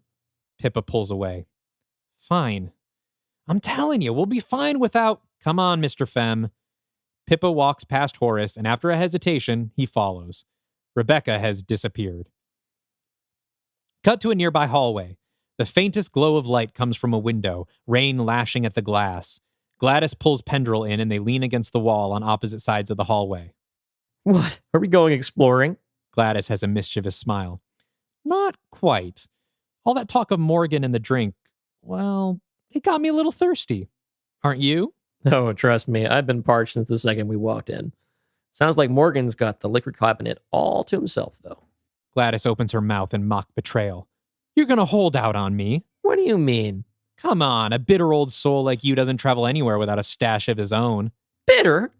We met an hour ago, and you've already got me pegged as a bitter drunk. And what kind of drunk would you peg me as? Pendrell shakes his head and reaches into his jacket pocket. A perceptive one. He rifles through his pockets, coming up empty. Fuck. Don't let me down, Roger. I think I left it in the car. Gladys glances at the rain. Be my hero? Pendrell rolls his eyes and laughs. Only because I need it too. Of course. They sneak back into the foyer to find it's now empty. Where do you think everyone went? Raptured, most likely. At this point, we might be the only people left on Earth. There are worse fates. They step out onto the rainy porch. Gladys leaves the front door open a crack behind them. They see something and walk to the edge of the porch, eyes wide. Whoa. In the distance, at the bottom of the mountain, is a city on fire. Through the downpour, they hear the faint sound of sirens. Smoke billows up, denser and darker than any storm cloud. An eruption as something explodes, the sound of it hitting them a few seconds later. It's not the only one. From their vantage point, they can see 4 separate spots of fire spreading out all around them. It's really happening, isn't it? The end of the world. For once, Pendrell seems speechless. I think it is. You told Pippa we're safe here. Do you believe that? I don't think safe is a word that carries much weight anymore. Gladys slips her arm around Pendrell's waist. He puts an arm around her in return. I'll be quick. Please. Pendrell hunches his head down and runs into the rain. Within moments, he's disappeared into the dark. Gladys stands, shivering, trying not to focus on the burning town. After a moment, she turns back to the front door, just as it slams in her face. Hey! Hey! She tries the handle. Locked. She pounds on the door. Hey, let me back in! It's Gladys! Let me in, please! No response. She backs away, wrapping her arms around herself. The rain pours. The only light is the faint glow from the burning city in the distance. She peers out, looking for Pendrell. Roger? Roger, dear? No response. A shadow scampers behind the garage. Thunder booms. A rumble of earth shifting somewhere in the distance. Oh, fuck! Gladys runs off the porch into the wet dark, sliding in the mud. The camera tracks in front of her, and behind her we see shadows morphing and moving. Real or imagined? She bursts through the side door of the garage. Roger? She stumbles blindly, arms out till she finds the hood of the car. She follows it with her hands, trying to find the door handle. Then Pendrell pops up from the opposite side of the car, iPhone flashlight in one hand and flask in the other. Got it. Gladys jumps, hand flying to her chest. Jesus Christ, where have you been? Sorry. Got lost under the seats. Should we head back? Unfortunately, we're locked out, which is why I'm here instead of waiting next to the fire. More for us, then. Pendrell reaches in the driver's side window and flips the car's interior lights to their dimmest setting. They both climb into the back seat, and Pendrell hands the flask to Gladys. My hero. Just make sure you leave enough for both of us. She obediently pulls the flask from her lips and thumbs the lingering drops from her glistening lower lip before handing it back to him. So, what does a Pendrell like you do for work? Pendrell looks a bit embarrassed. Oh, I'm a stand-up comic. Was a stand-up comic. That explains the bitterness, then. Again with the bitter thing. Do you deny it? No, of course I'm bitter. How could anyone not be bitter in this world? And who made you bitter? Pendrell takes a swig. Jamie Passchendaele. Jamie, you bastard. No, Jamie was a prince. We were the only two queers in our school. Had to stick together, you know. Figured as long as we had each other, we'd survive high school and get on to something better. Well, only one of us did. So I guess the reason I'm so bitter is because the best friend I ever had is still dead. And all the assholes who killed him are not just living, they're thriving. I'm sorry. See, I kind of look at life the opposite of Pippa. She puts all this thought into the maintenance of life, thinking that if she just predicts every left turn, she'll make it through unscathed. But there's no getting through unscathed. Life will cheat you, rob you, stab you in the back when you try to run. It's best to meet life on its own terms. No expectations. It's a miserable, depressing, dead-end existence for sure. But at least it's honest. A moment of silence. Then Gladys says, spoken like a true stand-up. Well, it's really more of a calling than a career. Doesn't pay the bills, then? That's what the OnlyFans is for. Really? No, nobody would subscribe to that. I would. We could do some collabs, even. You're very forward. You know that. It's the end of the world, Roger. None of us have time for coyness. All right, well, if you get to call me by my old name, then I get to do the same. Gladys considers this for a moment, then puts her hand out for a shake. Lily Perkins, at your service. Pendrell shakes her hand. I like Lily. It's a prettier name than Gladys. Yes, but Gladys sounds fancier. More worthy of the daddy's checkbooks. Is that what William is? Feeling jealous, Roger? Just making sure I'm not going to get my teeth bashed in for sharing a back seat with you. Well, I can't promise that, but yes, he keeps me on retainer. He must really like you if he gave you a spot on his helicopter. Lily shrugs. As much as he likes anything that doesn't accumulate at a 4.5% interest rate. Pendrell sits in silence for a moment, staring at Lily, clearly wrestling with a decision. So, Mr. No Expectations. She reaches out to grab the flask, placing her fingers lightly on his. You gonna risk it? Cut to back inside the house. Go ahead. No, just saying, once again, we've just, Dalton, we've got great sexual chemistry great on sexual screen. chemistry together, yes. No shipping us in the Discord. No, that's what the Reddit's for. No, it's we together we can do this. We can do this. We don't want to read it from We don't want to you. read it. Anybody can do what they want in the privacy of our own home. Please leave us out of it. Cut to back inside the house. Horace leads the way up the stairs while Pippa follows, her iPhone flashlight guiding the way. Pippa also looks like she's wrestling with a decision. She eventually says, So, Horace, Your wife, Rebecca. Does she, take any hormone supplements? Horace stops and looks back at Pippa. Huh? I mean, like for menopause? It's common for women of her age. Like, estrogen to help with the symptoms. Horace is looking at her like she's an alien. I don't know anything about that. Right. Sorry. It's not important. They keep going and reach the first floor landing. They pass a doorway and Horace stops. Hey, come in here real quick. Shouldn't we get the flashlights first? Just for a second. I want to show you something. He disappears into the dark room. Pippa waits in the hallway for a moment, then reluctantly follows him in. Her light reveals a study, although there's a cot in the corner, sheets unmade as if it were recently slept in. Horace is hunched over the desk, drawer pulled out in front of him. Bring that light over here.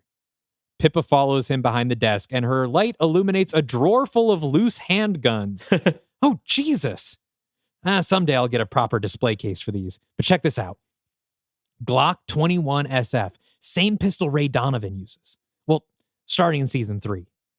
Oh, wow, that's really cool. But this is my pride and joy. He pulls out a silver handgun and aims it at the wall. Smith & Wesson 686. Same gun John Voight carries in the series premiere. Puts it right in that priest's mouth. Horace presents the gun to Pippa, who jumps as he turns to her. Look at this. He shows her the side of it. Signed by John Voight himself. He sells them like this on his website. Can you believe that? I can, actually. Look, we should probably get those flashlights. Yeah. Say, why don't you go on without me? What? Horace won't look at Pippa, just keeps fiddling with the gun. My back's feeling pretty bad today. I think I'll just stay in here, get some things done. In the dark? You can't miss him. Big cardboard box at the top of the stairs. One more flight'll do it. Horace sits down at his desk to settle the matter. Pippa turns the light away from him and leaves him sitting in the darkness. Cut to Pendrell and Lily making out in the garage, cramped into the back seat. Pendrell is on top of her. We see his eyes open, studying her as they kiss. They break for a moment, and Pendrell pauses as if to speak. What? Pendrell shakes his head, laughing at himself. Oh, nothing. I just got the urge to say something really stupid. Sex stupid is the good kind of stupid. What was it? Nothing, really. Oh, come on now. You have to tell me. It's embarrassing. I'm sure he'll just think it's cute. Pendrell sits up and Lily climbs up on her elbows. There's this line from Chuck Palahniuk I think a lot. Chuck Palahniuk? Oh, you're more cynical than I thought. We were all in high school once, and this is one of his better ones. He said something like, 90% of the time when a guy says, I love you, what he really means is, I love this. I was about to join that 90%. Lily sits up herself, springing to life. Oh, now you've done it. See, this is my area of expertise. Is it now? That's right. She flourishes her hands. Welcome to my TED Talk. Love on an accelerated timeline. Oh, God. See, I used to think the same as you and Chuck.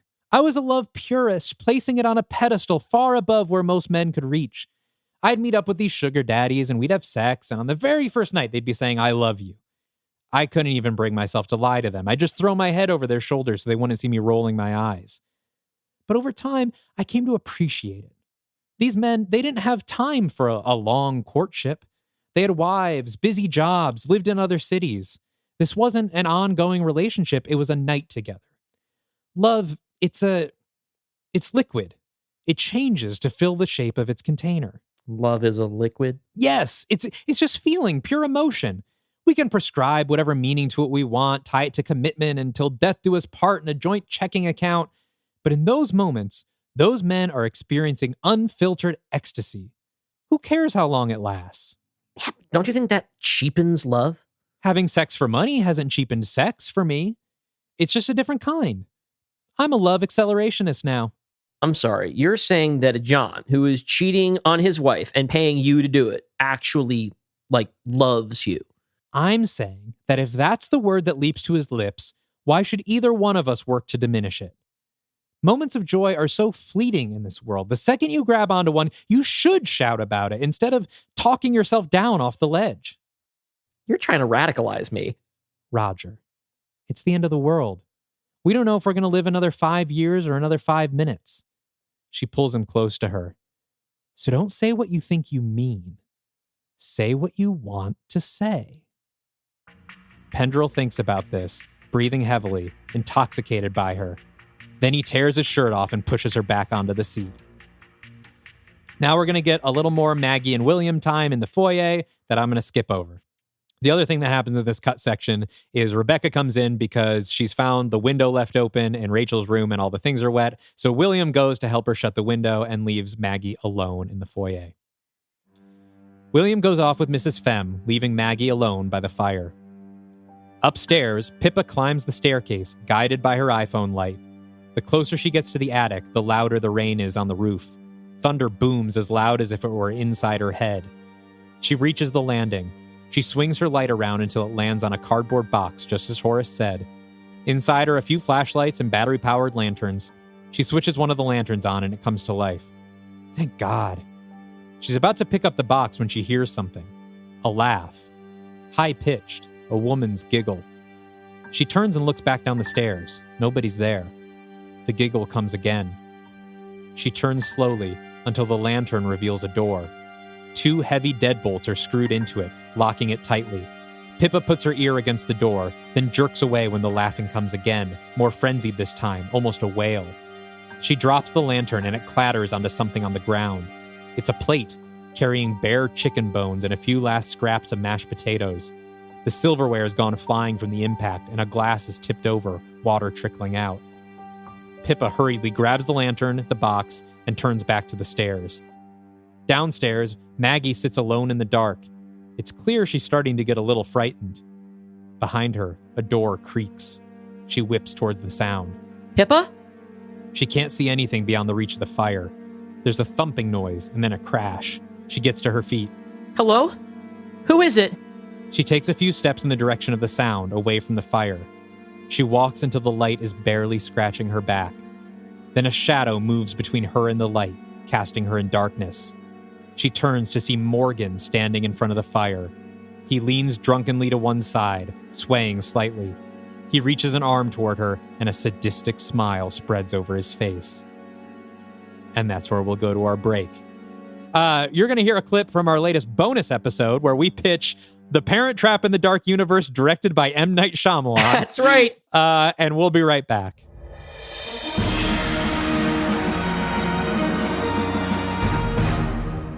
The characters in the Dark Universe version of The Parent Trap cannot simply be twins. There has to be a supernatural angle to their predicament.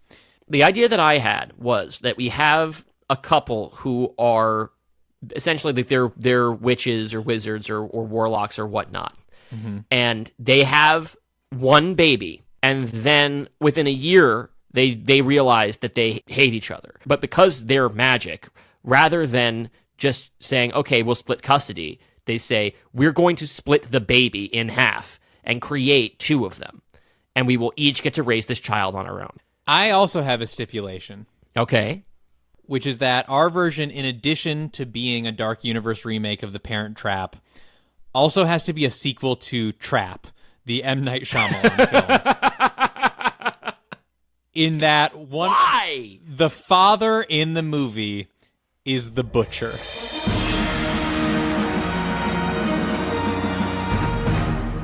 Welcome back to Are You Afraid of the Old Dark Universe? And our universe has never been darker. Or older. Or older. This is the oldest the universe has ever been. With every creeping second, our universe gets older. That was the first half of Act 2. I promise I'm done with monologues, I think. Okay, here's the thing. This does bring me to the first note I was going to have. Yes. You know I love a good monologue. And this is not to say these are not good monologues. Yes. I think before William spills his guts, yes, I need more time to be curious about his deal. That's fair. I feel like we learn about him right away. Yeah. And I think that we need to parse this out a little bit longer. I want, as an audience member, I want to feel at least like I think I have some answers about this guy before I get them. Yeah. I also think that that's sort of the thing that probably happens in the production of a film pretty often. I don't think you need all of it.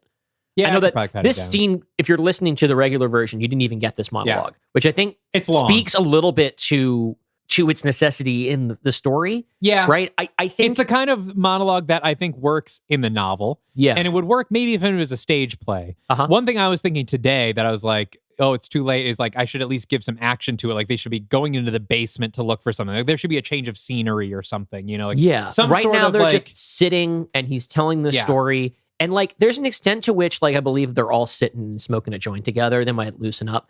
And I'm much less critical of Pippa's monologue because this is not just a monologue. She's spiraling. Yes. Right? And she usually spirals quietly. And this, for a change, is her spiraling out loud. Yes. I think that that's good, but I think we also need to build up to it a little bit more. I think that everything that she says feels right. I think the way she says it feels right. It feels extremely sincere. As a fellow anxious person, yeah, same. It certainly felt like it came from the heart. Yeah. Right? I just think that with stuff like this, especially with William, I need to be wondering for a little bit before you give me everything. Yeah. And I think that you probably with William could do with less. And I think it needs to come later.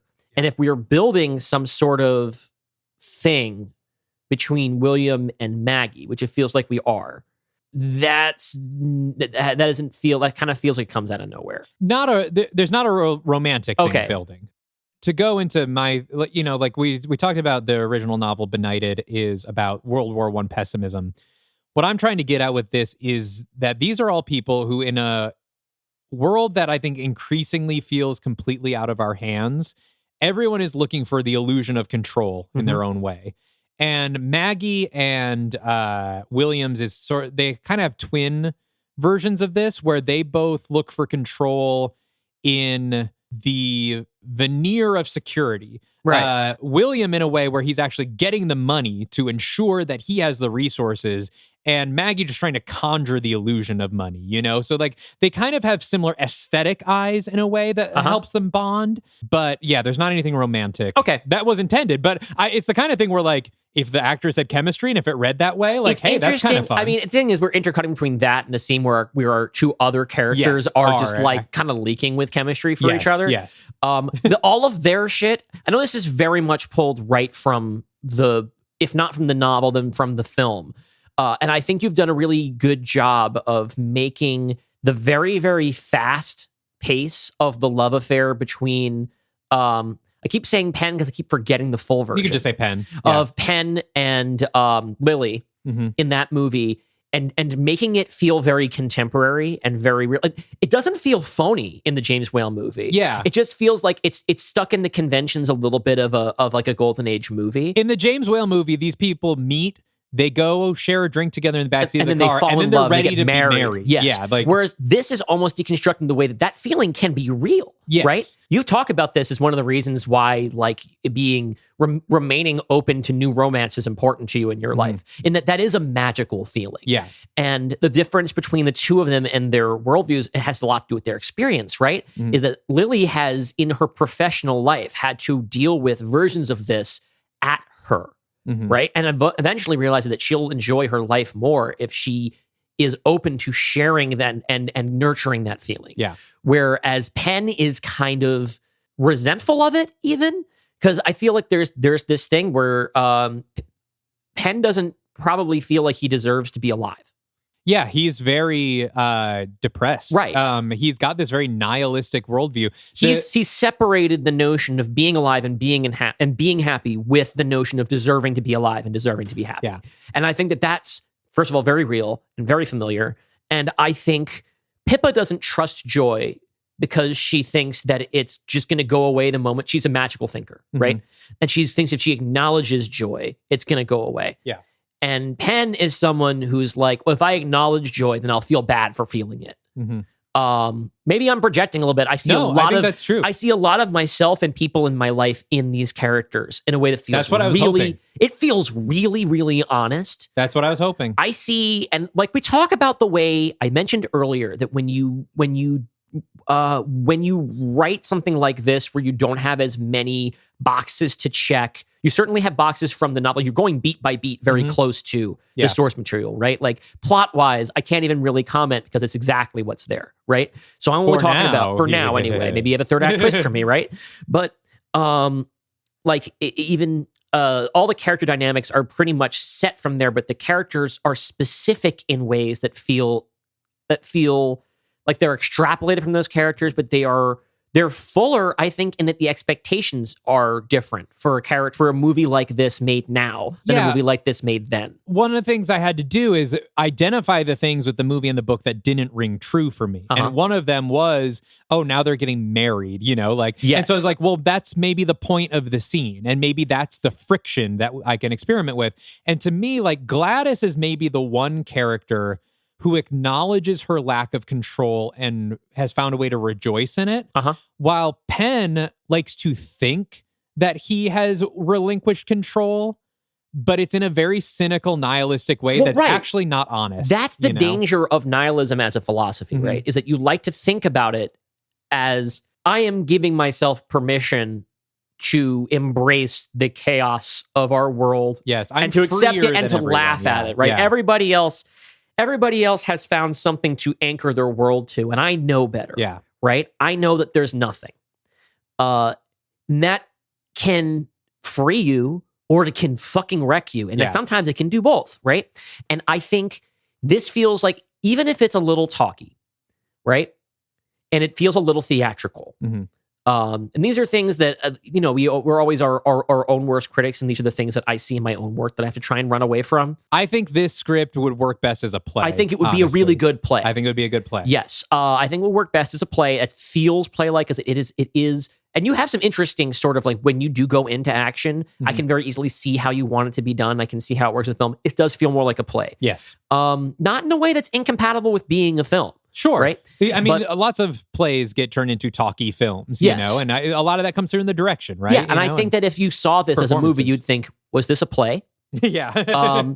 But everything that's here, I think is working really well.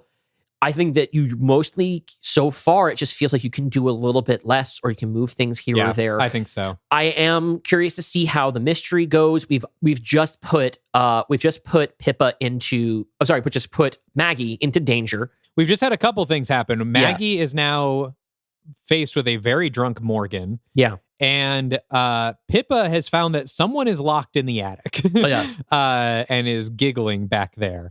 And so those are our kind of two reveals at the end of Act 2. Going back to Pendrell and Gladys, I think the thing that, this is just a tag for what we were talking about earlier, the thing that attracts Pendrell to Gladys is seeing, this is someone else who has let go of the conventions of the world around us, a free mind like me.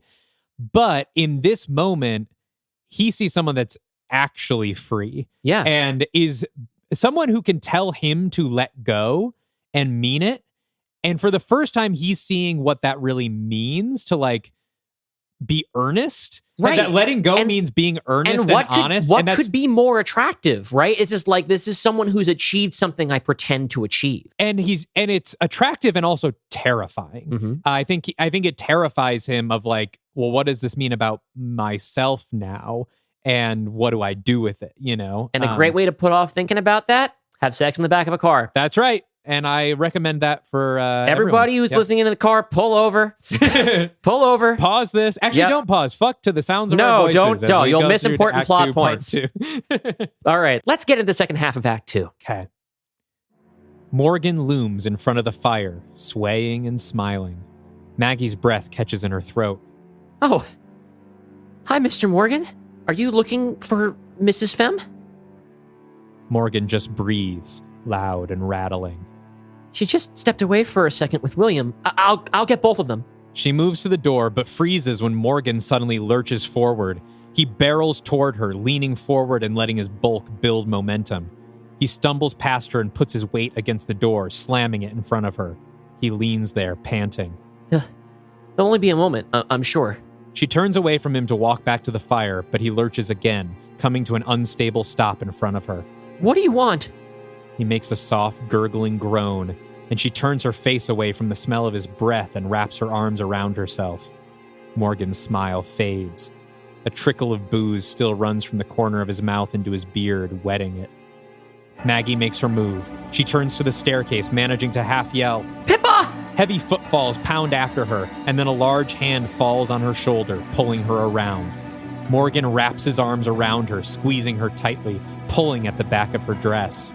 She manages to pull away, darting under his arms, his hand tearing the back of her dress. She climbs the first few steps, yelling, Pippa! Pippa, help! Pippa hears her call from the stairs leading down from the attic. Maggie? Pippa rushes down the stairs with the flashlights. Morgan grabs Maggie around the waist and lifts her into the air, carrying her back towards the fire as she screams. He throws her down on one of the couches and looms over her, lips curled. He climbs on top of her, pinning her shoulders down with his hands. On the first floor landing, Pippa looks down and doesn't see Maggie. She tries to open the door to Horace's study, but it's locked. She pounds on the door. Horace? Horace, I need your help. I think Morgan's got Maggie. Horace? The door stays closed. Fuck! Downstairs, Maggie gives Morgan a quick kick in the crotch. He roars. His hands fly to his injured junk and he falls on top of her. She screams and pushes him off of her, rolling him down onto the floor. She gets up and sprints to the staircase. Pippa meets her halfway down. What is it? Morgan. He attacked me. They hear a roar, and now Morgan is barreling toward them again. Maggie runs past Pippa up to the first floor landing. Morgan stands on the bottom of the stairs, holding onto the railing for stability, panting and looking up at Pippa. Morgan, you're drunk. I think you better go sleep this off. Morgan growls and then runs up the stairs. Pippa freezes, unsure what to do, and then at the last moment, crack! Pippa punches Morgan square in the mouth.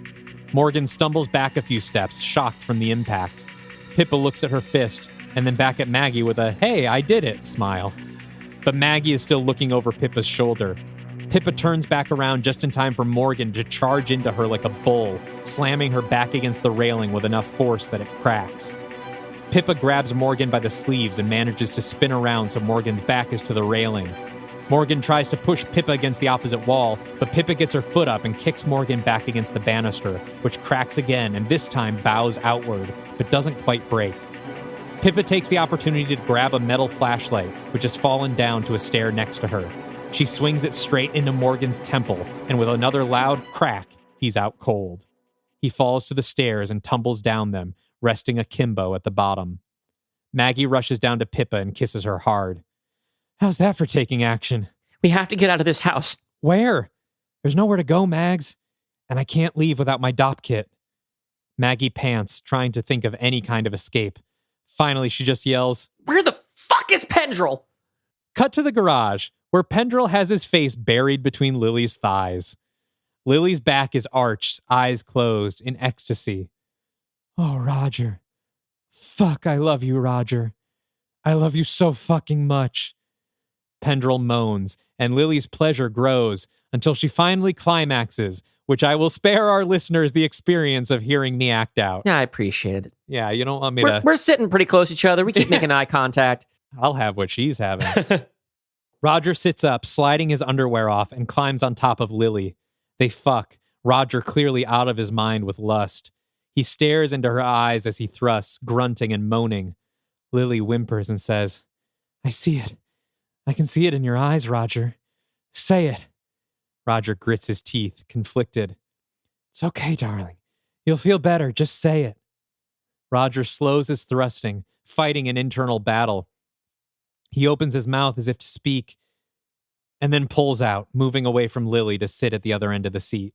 I'm sorry. I'm sorry, I can't. Hey, it's okay. It's okay. I didn't mean to pressure you. I thought you might enjoy yourself more if you let it out. Pendrell gives a joyless laugh. You know, for the first time, I don't actually know which one of us is being the cynic. Oh, Roger, don't fret. She puts her hands on his knee. It's still you. So now William is going to come in and find Maggie and Pippa, and we're going to take inventory of everyone in the house, because William's going to be like, hey, we got to all stick together. Where the fuck is everybody? No one knows where Pendrell and Lily are. Horace is locked in his study with the guns. No one knows where Mrs. Femme is. And then they're going to reveal that Roderick is in the attic, and they're all going to decide to go up and see who this Roderick guy is, just to get inventory of everyone. Then we're going to cut back to Lily and Pendrell. They have a little talk about William and Lily's relationship to William that we're going to skip over. Sorry, William. Then they're going to leave the car because they hear water rushing a little abnormally. It's basically like starting to really like flood around the foundation. So they're going to get out. The garage is flooded. The front yard is flooded. And they're going to start heading back to the house. Upstairs, Pippa, Maggie, and William open the door opposite Horace's office. William enters first, holding the flashlight. It's a grand master bedroom, most of it obscured in shadow.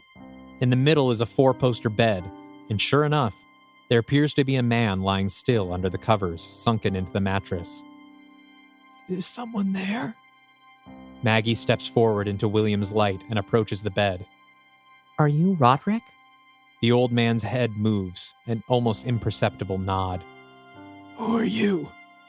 I'm Maggie Waverton. These are my friends Pippa and William. She sits down in a little chair at the bedside. Can I get you anything? Roderick's hand floats clumsily off the bed toward the nightstand. Water. Of course. Maggie pours a glass of water from a pitcher on the nightstand and raises it to Roderick's lips. He creaks his head forward and manages to swallow a few sips, the rest spilling down his face. When he's done, his head sinks deeply back into the pillow. Noises. I heard noises. Maggie glances back at Pippa and William standing a few feet away. It was Morgan. He attacked me. Pippa had to calm him down. Roderick squeezes his eyes shut. Morgan is a savage. It's the drink. I must apologize for him. It's okay. Nothing you could have done. William holds the flashlight at an angle so as not to blind the old man, but as a result, his face is obscured by deep shadows. You shouldn't have come here. I'm sorry. We couldn't help it. Outside, there's... Pippa cuts her off. A bad storm. And a mudslide. The old man smiles. You misunderstand. You think I'm being inhospitable. No. At one time, this house was always filled with guests. Laughing, drinking. One time. Many years ago. He trails off as if falling asleep. But then... I wish I could have received you. But I'm old now. Horace says I'm done with life, but that's not true. We're never done. There's always something we want.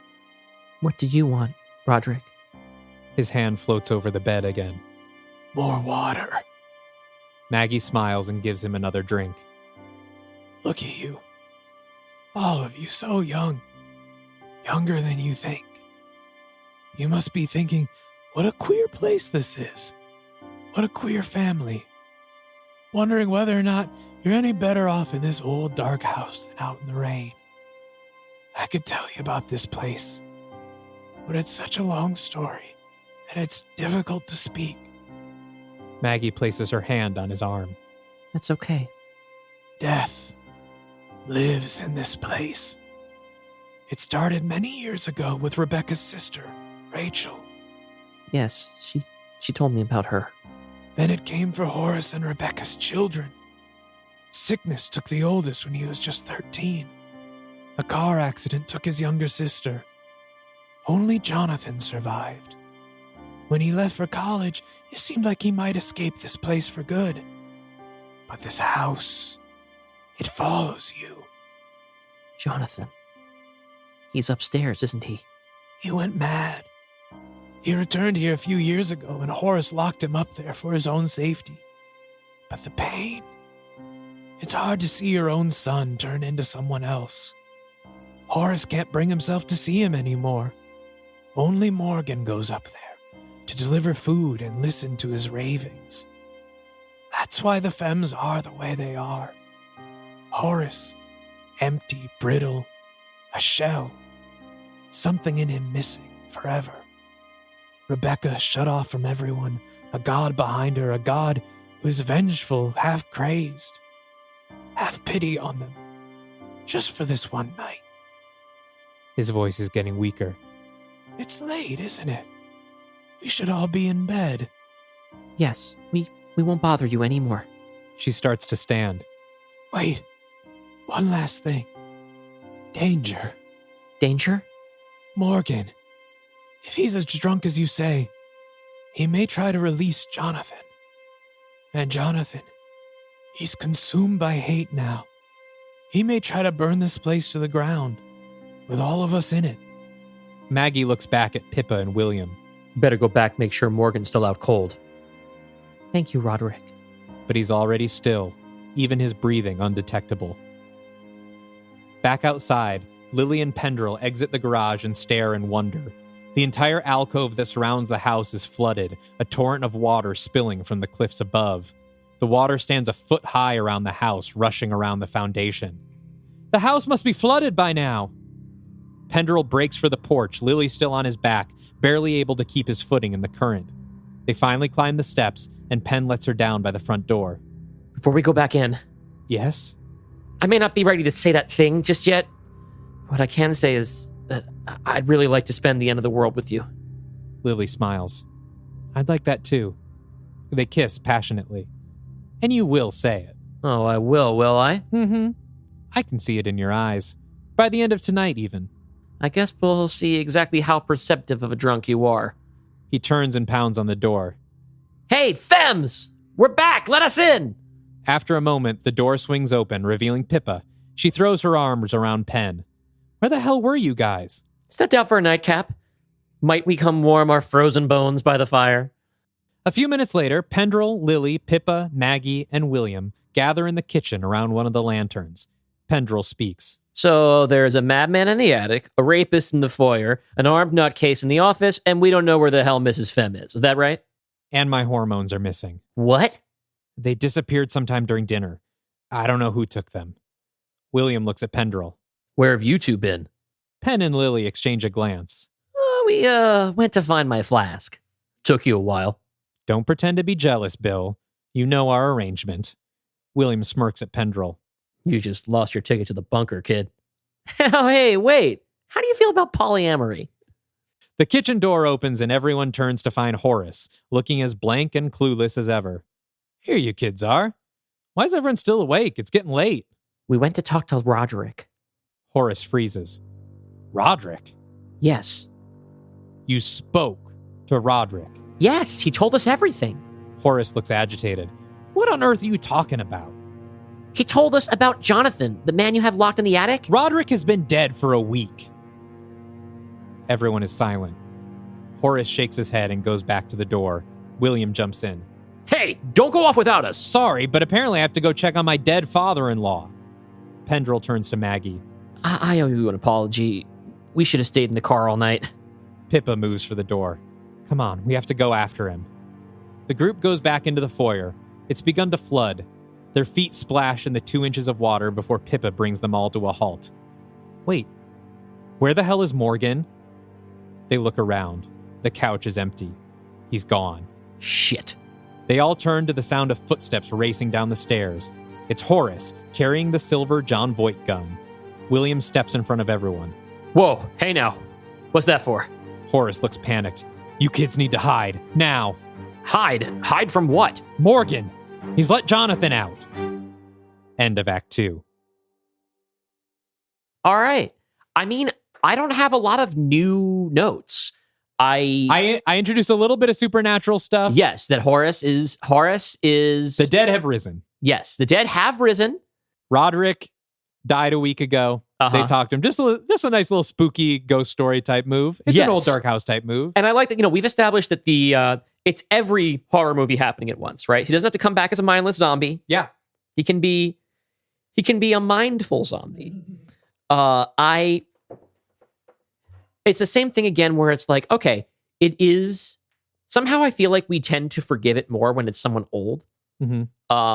To speak like they're from another time in terms of like from another era of film. Mm. I mean, the monologue feels it's one of those things where it's like, yeah, this is theater. We're doing theater. But it's not inconsistent with the rest of what's here. Okay. Right?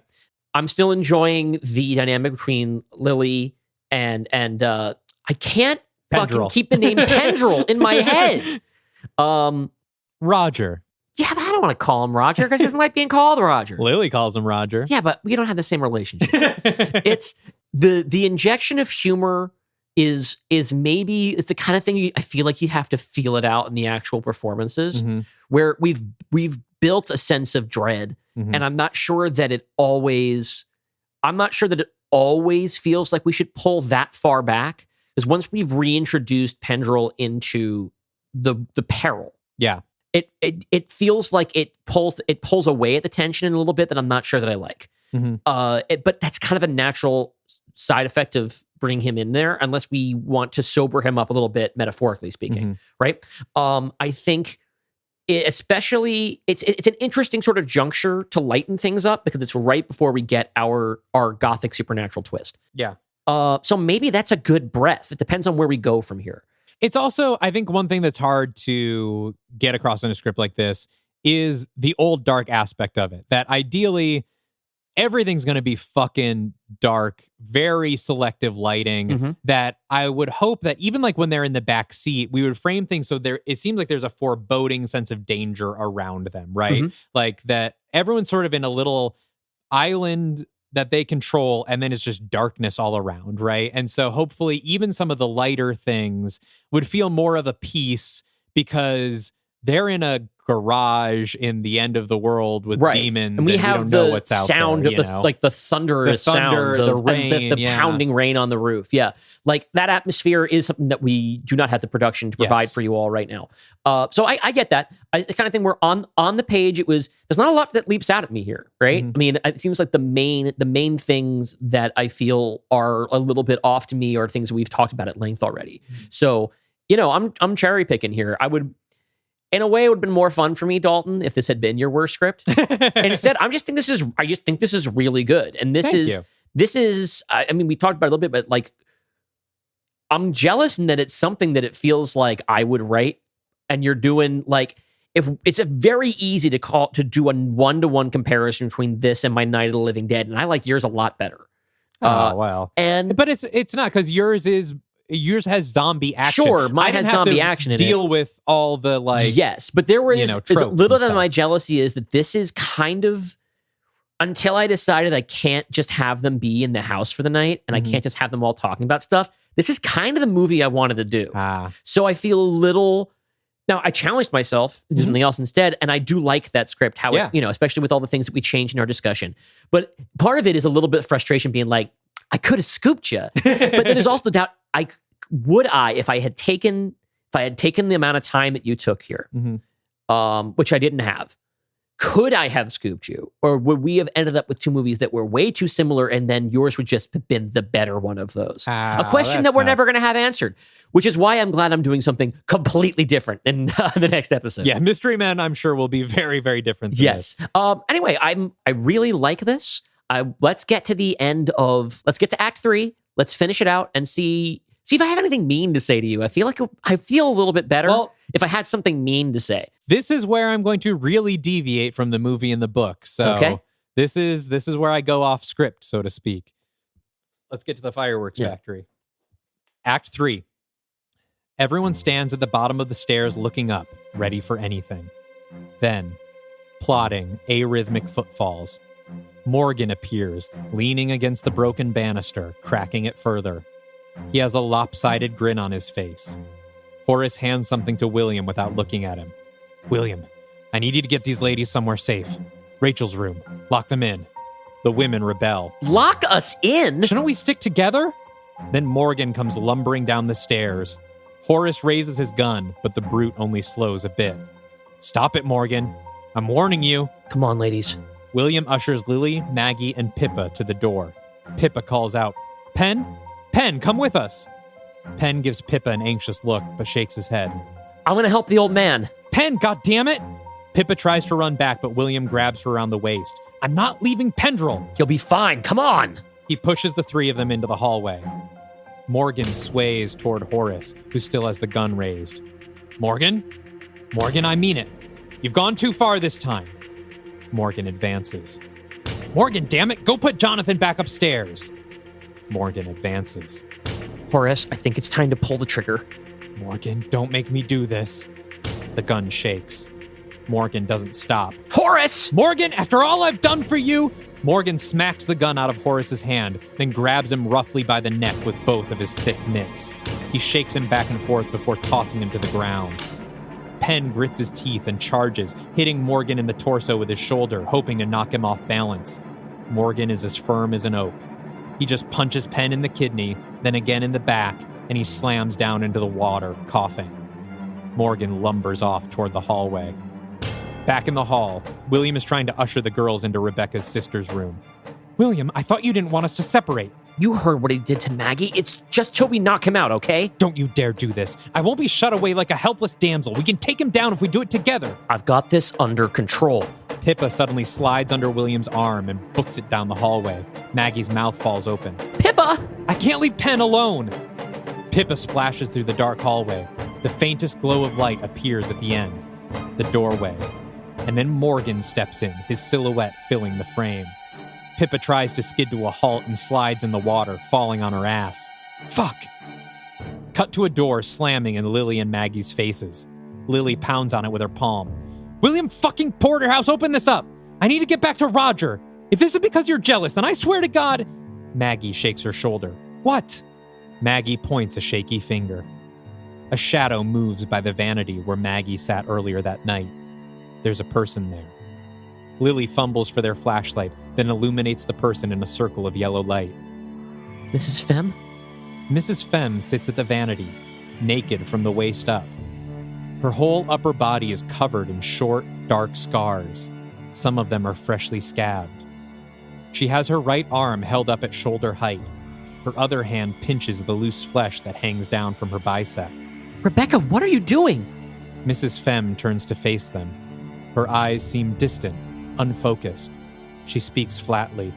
Oh, girls, you've caught me at a bit of an embarrassing moment, but that's okay. Perhaps I can teach you something while you're here. I don't think now is a good time. Rebecca continues as if she hasn't heard her. Men are stupid creatures. I'm sure that even at your young age, you know that by now. It's too easy for them to give in to their most sinful impulses. I saw it all the time growing up. My father, brothers, all of them drowning in decadence. She fumbles around on the vanity for a moment before coming up with a long, sharp pair of sewing shears. But not my Horace. Never Horace. And it's not because he's smarter than the rest. Oh, no, not a bit. It's because I take care of myself. I make sure there's nowhere else his wandering eyes would want to go. She lifts her right arm again. With her left hand, she opens the blades of the scissors and holds them up to the loose skin on her arm. Hey, stop that! Rebecca grins. Women's bodies. They're works in constant progress. Sometimes you just need to trim the fat. Snip. The scissors slice through her flesh, unleashing a rush of blood. The skin falls to the vanity with a faint plap.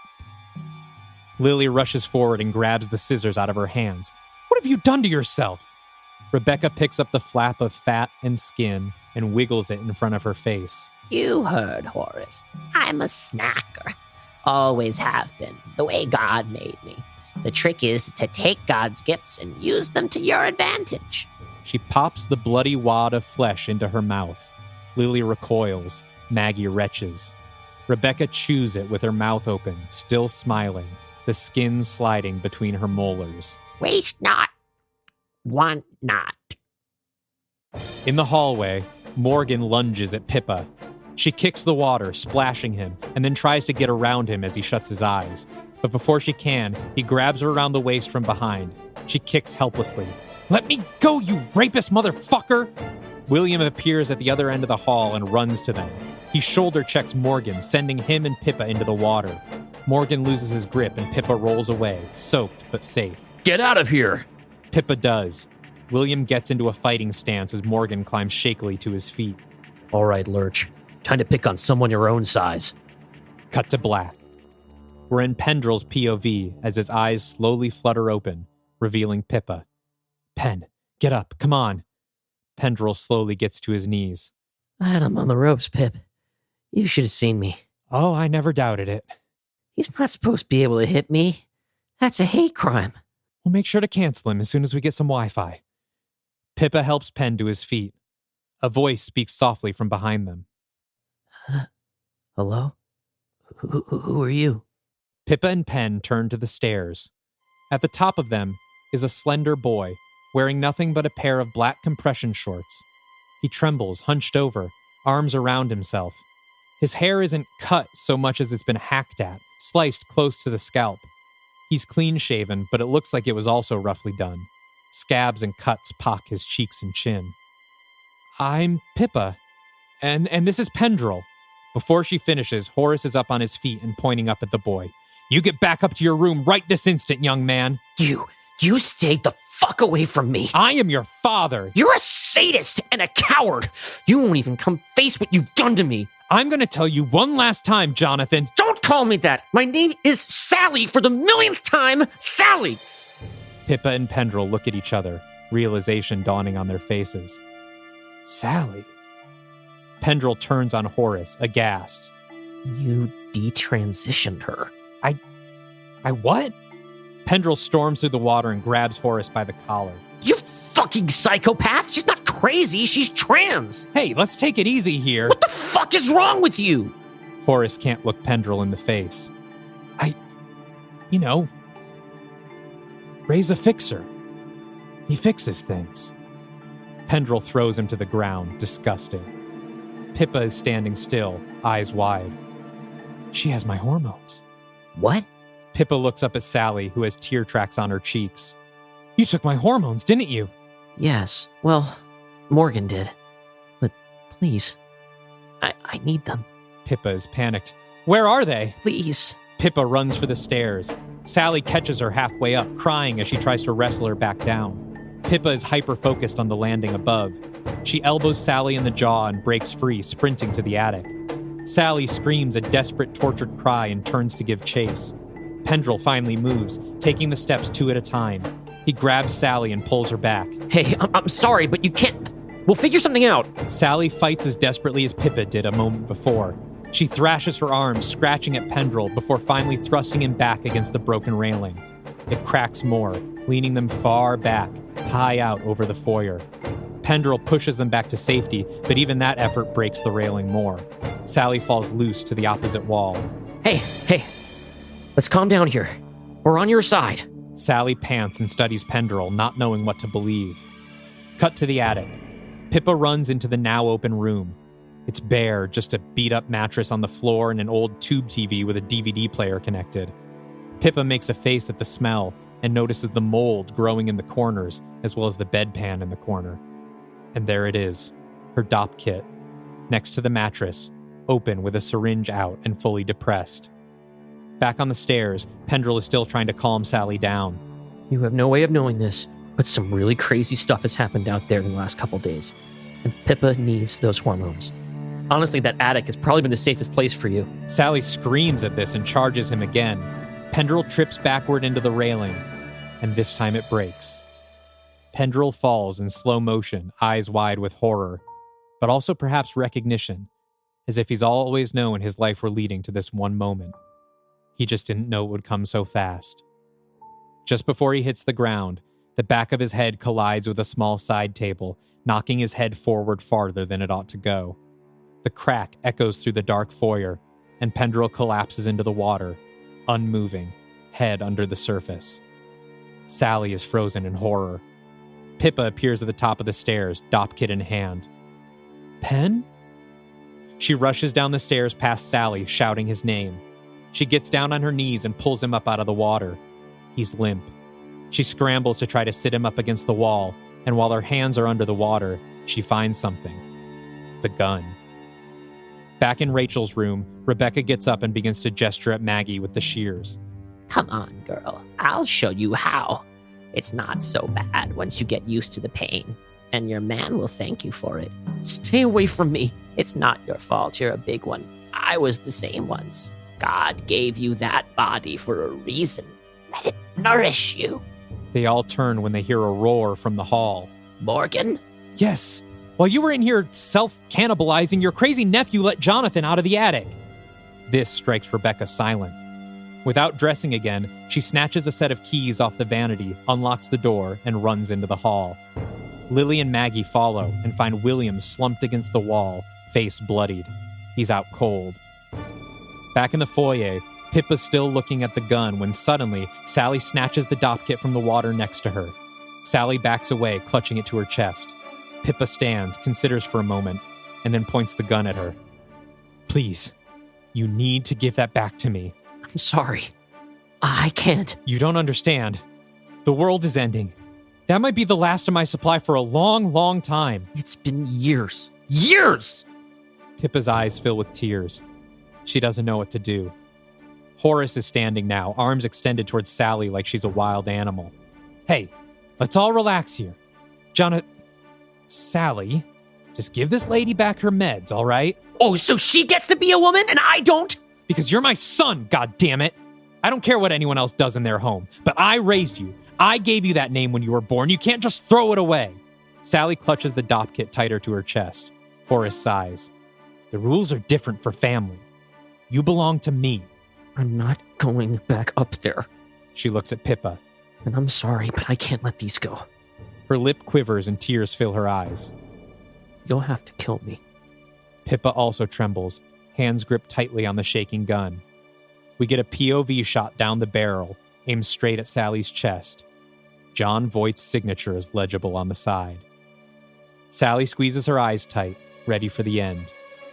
Then Pippa swings the gun to the side and shoots Horace in the head. The bullet blasts a crater in his cheek and he falls into the rising water, a cloud of red spreading around him. Sally and Pippa both look down at him in shock until they're snapped out of it by a scream. No! Rebecca runs into the foyer, still naked from the waist up, holding the shears in her fist. What did you do to him, you monster? She collides with Sally and they fall into the water. Rebecca starts stabbing with the shears. Sally gets her arms up to guard herself. Pippa starts to run over to help, but before she can, Morgan is loping across the room, bleeding and bruised. He grabs Rebecca's arms and pulls her off of Sally, roaring. Rebecca thrashes, still screaming at Sally, until Morgan gets his hands on either side of her head. He twists. With a crack, Rebecca goes limp. The shears fall into the water, followed by her body. Sally gets up, arms and hands covered in bleeding lacerations. She faces Morgan. Thank you. She hugs him, and they hold each other close. For everything. For finally setting me free. For being my only friend in this house. Morgan smiles, his eyes closed as he leans his head against hers. Sally begins to cry again. I hope you understand why I have to do this. Sally drives the shears straight into Morgan's temple. Without ever opening his eyes, he slides down Sally's body until finally slipping face down into the water. Pippa and Sally stand facing each other, both hollow, wrung out, traumatized. Sally holds out the dop kit. Thank you for shooting my dad. Pippa reaches out and grabs the kit. We'll figure something out together. I promise. Sally laughs. Will we? We'll try. Maggie and Lily appear in the hallway, holding up a weakened but awake William. Pippa? What the hell happened? Pippa takes Sally by the hand and pulls her closer. Everyone? This is Sally. This is who was in the attic. A moment of silence as everyone pieces this together. William speaks first. And the Fems? Dead. Another pause, then Maggie says, Well, let's get you something to wear. I've got some extra dresses in my suitcase. Hopefully it's not soaked through.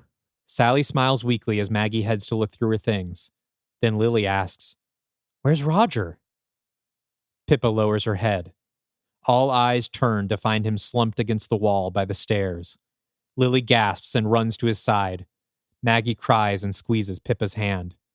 Sally whispers, I'm so sorry. I didn't mean to. It's not your fault. Pippa looks around at the flooded, dark, rotting foyer. It's this fucking house. Lily kneels with Penderel's lifeless head in her lap, crying over his body. I'm sorry, Roger. I'm so sorry. I was wrong. You don't have to say it. Cut to a wide shot, taking in the aftermath of the chaotic night. You don't have to say it. Fade to black. Close up on Pippa's face, draped in a shaft of sunlight. She gradually blinks her eyes open, waking up to William standing in the open entryway. He looks back at them. It's morning. Pippa, Maggie, Lily, and Sally are all piled onto the couch, squinting into the sun. Did the rain stop? William nods. Like it was never here. I'm gonna go take a look around. He steps off the porch toward the road they all came in on. There's a beautiful sunrise in front of him. Stripes of light blue and white clouds streak through the pink sky. He looks left and right, surveying the damage from the storm, then moves to peer over the cliff to the mountain slope below. His eyes widen. Back inside, the girls sit up, stretching, yawning, remembering the night before. Sally and Pippa both look at the dop kit sitting on the table in front of them. Lily speaks. So, what do we do now? Cut to William looking down. In the distance below him, a fresh horde of demons is clawing their way up the rock. There are dozens of them screeching in the morning air, heading for the house. Cut back to Pippa, eyes tired and hollow. What do you mean? We won. The end. I'm chewing for a second. I'm chewing on it. Well, let me do my spoiler alert. Okay. We'll put in the time code here. Sure. So, as I said at the beginning of the episode, this episode does feature trans characters in peril. I want to be clear here in the spoiler alert section, no trans characters die. However, there is a trans character who has been, I would say, psychologically tortured that you will see the aftermath of. If you really want me to be specific, I'll keep going. Otherwise, you can flip back. But she has been forcibly detransitioned. And you see her after the fact. But she does get, I don't know if I can say anyone gets a happy ending, but I would say that no one gets a happy ending. Yes. But she does not die in this, and she is okay. There is also talk of sexual assault. One of the characters is a rapist and attacks one of the women. No sexual assault actually occurs. Well, in the degrees thereof. She gets pinned down. Yeah. She gets her dress ripped. But there is not anything past that. And he does get his in the end. Nobody gets sexually assaulted. And no women die except for one old crazy one. I would say depending on where you draw the line at where a point assault begins, I would kind of say that yes, there's a sexual assault. Sure. But she gets assaulted yes, for sure. But yeah. there is not like any sort of nothing is exposed. Nothing there. Put it this way, in 1970, this would have been PG. Yes, yeah, that's true. There we go. That's your spoiler alert. Now you can go back and listen if you think that is something you can handle right now. Okay. So here's where I feel a little stuck. Okay. It feels as if when you leap here at Act 3, it kind of feels like a different movie. Tone and pace wise, it does suddenly feel like we are in a different kind of horror movie. Okay. The first comparison that comes to mind is Ty West's X. Okay. And in part because that also has a bunch of the shock value of like naked old lady. But there is an extent to which it feels like the kind of horror movie that we're watching changes something that's more bodily. Mm-hmm. The idea that Rebecca has been self-cannibalizing as means of like weight control, as like the most fucked up eating disorder of all time. Yeah. And the way that gets traced back to Horace, like calling her fat, essentially. That feels like too big a thing to be such a small part of the story. Okay. It's something that gets kind of referred to once. There's no other inkling in their relationship of... It doesn't seem like her monologue to Maggie in the bedroom. She talks about like keeping Horace and like protecting him from his own sins. I get that, but things, protecting him from his own sins almost feels like she doesn't want to attract him. It seems, if I read from that she does not want to tempt him even with a sexuality of her own, let alone trying to appeal to his. I got the impression more like that this is a relationship where she would prefer to be repellent to him because sexuality is such an ugly idea to her. And I so the wanted idea to that kind she of- would yeah. mutilate herself to try and fit something closer to what he finds attractive does not read true to me at all. Interesting, because I'm definitely zigging where I think there's a zag expectation, but it makes sense to me as someone who grew up in essentially a whorehouse and like a brothel of sorts, seeing her brothers and her father have sex, seeing these beautiful women, seeing this like very fucked up version of sexuality at an early age. I will hang on. I will Yeah. admit embarrassment here. I did not read this as being a brothel. Oh yes, I just imagined they were just like that. Sex happened here, as it does in many homes. No, that's Now, why the whole thing with the no with windows, the no windows on thing. yeah. I wasn't sure that she meant that in a like that it was that literal. I did not catch that, and it could be that that I just kind of missed over it. Yeah. I got the expression this is a place where like vice occurred, but I thought of it more of a place where the men who lived there lived there slept around a lot. I didn't understand that there was a whole business. Yeah. That this was a place where sex was constantly happening with lots of people coming in and out. Yeah. All right, so I missed that. But that doesn't really... I should let you finish the thought that you were saying, though. Well, and so I think this is just someone who was traumatized at a deeply early age about attraction and sex and religion, as like clearly, like she says everyone else in her family was godless. She turns to religion, but in her own sort of isolated way, where she has this fear of, she at the same time wants to be as attractive as these women and also not as sinful, right? And so she's found this kind of fucked up internal balance of like, if I just am prettier than all of them, then my husband won't want to do those things, which is wrong, but she's kind of the logical extreme of William and Maggie's whole thing about like, well, you can have control if you just control everything about the self. Right. If I just can control myself, I can control the behavior of those around me.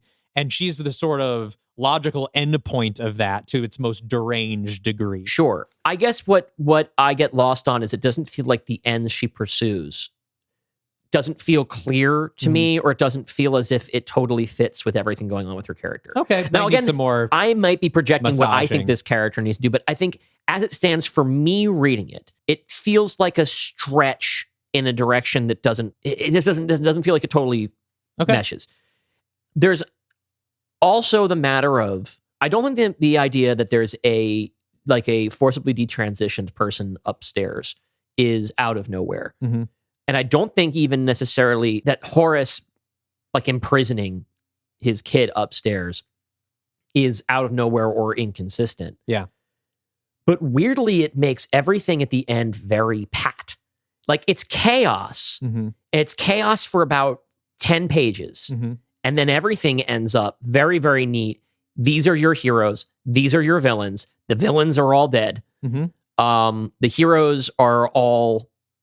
Well, they're going to die pretty shortly anyway, right? And Pendrell does die. And Pendrell does die, right? Which is something that you talk about in the original movie, is something that gets kind of Hollywood. He survives in the movie. He dies in the book. Yes, he survives just for there can be a kiss at the end of the film, right? But there's something about the nature of this tragedy that you've created a lot of complexity in these characters, and like the idea of Pippa fighting this like starved, poor, like tortured woman over this thing that they both need. Yeah.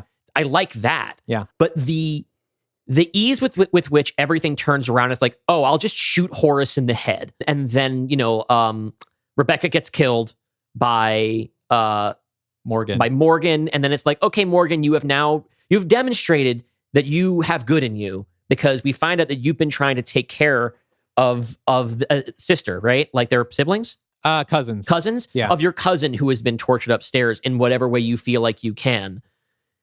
Thank you for doing that. However, we have established that you're a rapist, and so you have to die. So let me now do a little mercy killing on you, because you did a bad thing earlier in the movie, and we've established you have a pattern of bad behavior. So whatever else you are, you're still in the bad bucket. And so we have to make sure that we kill you at the end, and you accept it. That's your way of showing that you're actually also good. Is that I don't think he accepts it. You don't think so? Because the idea that he doesn't even open his eyes, I got the impression that I'm sorry, what is her name?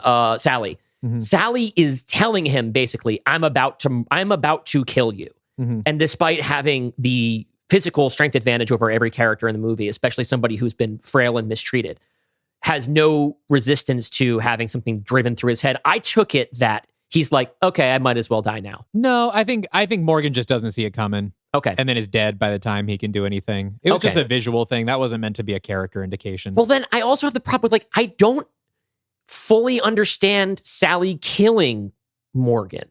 Because, like, if Morgan is her only friend in that house, is this just an old Yeller thing where it's like, you're too dangerous to be kept alive, so I guess I'm going to kill you? I think Sally hates him, but he's just been the only person. I think a lot of what this comes down to is the sort of weird, nonsensical rules of conservatism that spring up, especially with like other people versus my family. Right. No, I get that with Horace. Like, we talked about this with Bill in my story. Was his name still Bill? I don't remember. The Trump conservative guy in my script, whose name I changed a couple times. Yeah. He's the idea of that, the kind of difference between sort of these sort of different cultures in America is the idea of being very, very protective of your family and having a certain custody of your family, but fuck everybody else. Yeah. Horace is that thing where I don't think he needs to say it out loud. There's different rules when it comes to my family or whatever. Mm-hmm. But the idea being like, other people are allowed to do what they want, but you're my child. And so I would vote for so-and-so to have rights. But if someone in my family were to come out, they're excommunicated, right? Yeah. That reads as true. Morgan is sort of the opposite, where Morgan gets, well, that's the thing, is that Morgan gets to be sheltered from responsibility for his actions. And on Morgan's side, Morgan hates women, but this is his cousin. Yeah. That's not a woman to him. It's, I mean, like, it is as much as like he respects her transition just because it's like, hey, I love my cousin and this is what's making her happy, whatever. But like, he hates women. Right. This is not a woman to him. It's a human being. And that's different things for Morgan. Yeah. There are women that he can attack. And then there's, this is a person to me. Okay. And so Sally, I think, understands, I'm getting special treatment because of this kind of loophole. But this is a monster of a man. But he's the only person coming up here that I can talk to and that feeds me and that I can have go steal these things for me, you know. She says he's her friend, but I think she still hates him. I mean, that may well be. For me, it's just a matter of... And she also probably knows exactly what he did, right? I'm sure as family. That's the thing. She probably does. There's an extent to which this movie is very cutthroat in terms of who deserves to live and who doesn't. Mm-hmm. And it's kind of the fact that it all happens in a single scene. Mm-hmm. All of the evil is punished. All of the good, with the exception of the character who kind of is our wavering person, someone who's looking for sincerity, who's looking for self-acceptance, and is maybe going to find it. And the tragedy is that while he's on the cusp of it, he ends up sacrificing. Like, he does a selfless thing and then dies, right? And so it's sort of a final act to complete his life. Like, he talked about how he always knew this was going to happen. He just didn't think it was going to happen so soon. Yeah. Right. It's almost like we have an acknowledgement here in the script, which wouldn't be on screen, but could be in a performance, could be in the way it's shot, of, I always knew that if I ever decided to make myself vulnerable, I'd be punished for it. Mm-hmm. Right. That works. It's just that it all happens so fast that it almost feels like you, the author, are trying to clean up after yourself. And that is frustrating because there's so much that's real here. And then in the end, you sort of get to do a more martial version of what I did in reducing my characters to tweets, is that you've sort of decided which characters are canceled. I think it's just a little bit easy, you know? And I know that everyone's going to die at the end, right? But that's just a given. It's the end of the world, especially in the context of these characters. Like, who knows? We don't know how long it's going to be before maybe the fucking Dark Legion's about to ride over that hill, right? Yeah. But it's like, I think that there's just a certain just kind of neatness to how perfectly, in a sort of like moralistic sense, how perfectly everything works out in a matter of about 4 or 5 pages. It just feels to me like it does kind of a disservice to the richness and reality you've created up to that point. That's just my feeling. Interesting. I think my structural aim for this film was the kind of the gradual bubbling over until everything, explodes at the end, right? So establishing all these little tension points and these little mysteries that then all kind of burst at the same time for it to go full like House of Horrors mode. That all of a sudden it's almost like a mirror maze where like, or like a, carnival, the old dark house turns into kind of a carnival haunted house where it turns out around every corner, this place that at once seemed kind of off-putting, but if we have to be here, now turns into like, there's the woman eating herself in the room, and then there's the kidnapper here, and then there's the brute attacking us. It's that it does escalate suddenly to the point of explosive conflict that happens all at once. And I don't know. I guess I didn't read the ending as quite as neat. I hope everyone gets their, Pippa gets the sort of conclusion of her arc, which was to embrace the uncertainty, which she does with Sally. She takes action. She takes action, and in doing so embraces an uncertain future. The sort of bleakness of the ending is that it feels like, I think for marginalized groups, you get a clean victory and it's like it doesn't even matter. Like there is a much bigger, for every small little win you get, you're drowning in a sea of oppression, right? I like the final twist there of being like, okay, we won, but then there's the next thing. No problem with that. Yeah. I mean, I'm just getting around to the point I'm reading myself. I just think it's just really swift. And I mean, I would probably in another draft lengthen Act 3, and maybe have some more time to pad it out a little bit. Again, like so much of it, I also would want to be visual, which is the hard thing here. Like, sure. For me, a big part of that is also the flooding of the house. Like the house starting to flood is an escalation in and of itself. And that's happening constantly at a steady pace. It starts in the second half of Act 2. Yeah. And then by the time we get to the end of Act 2, there's like a foot of water on the ground. And I like the way that forces all the characters away from their little alcoves and into a single space. Like that's geographically building to a literal climax. I think that's really good. And like, I feel like I'm getting really negative here. Like, to be clear, I fucking love like 85% of this script. I think is like really fucking some of like your best, if not your best script.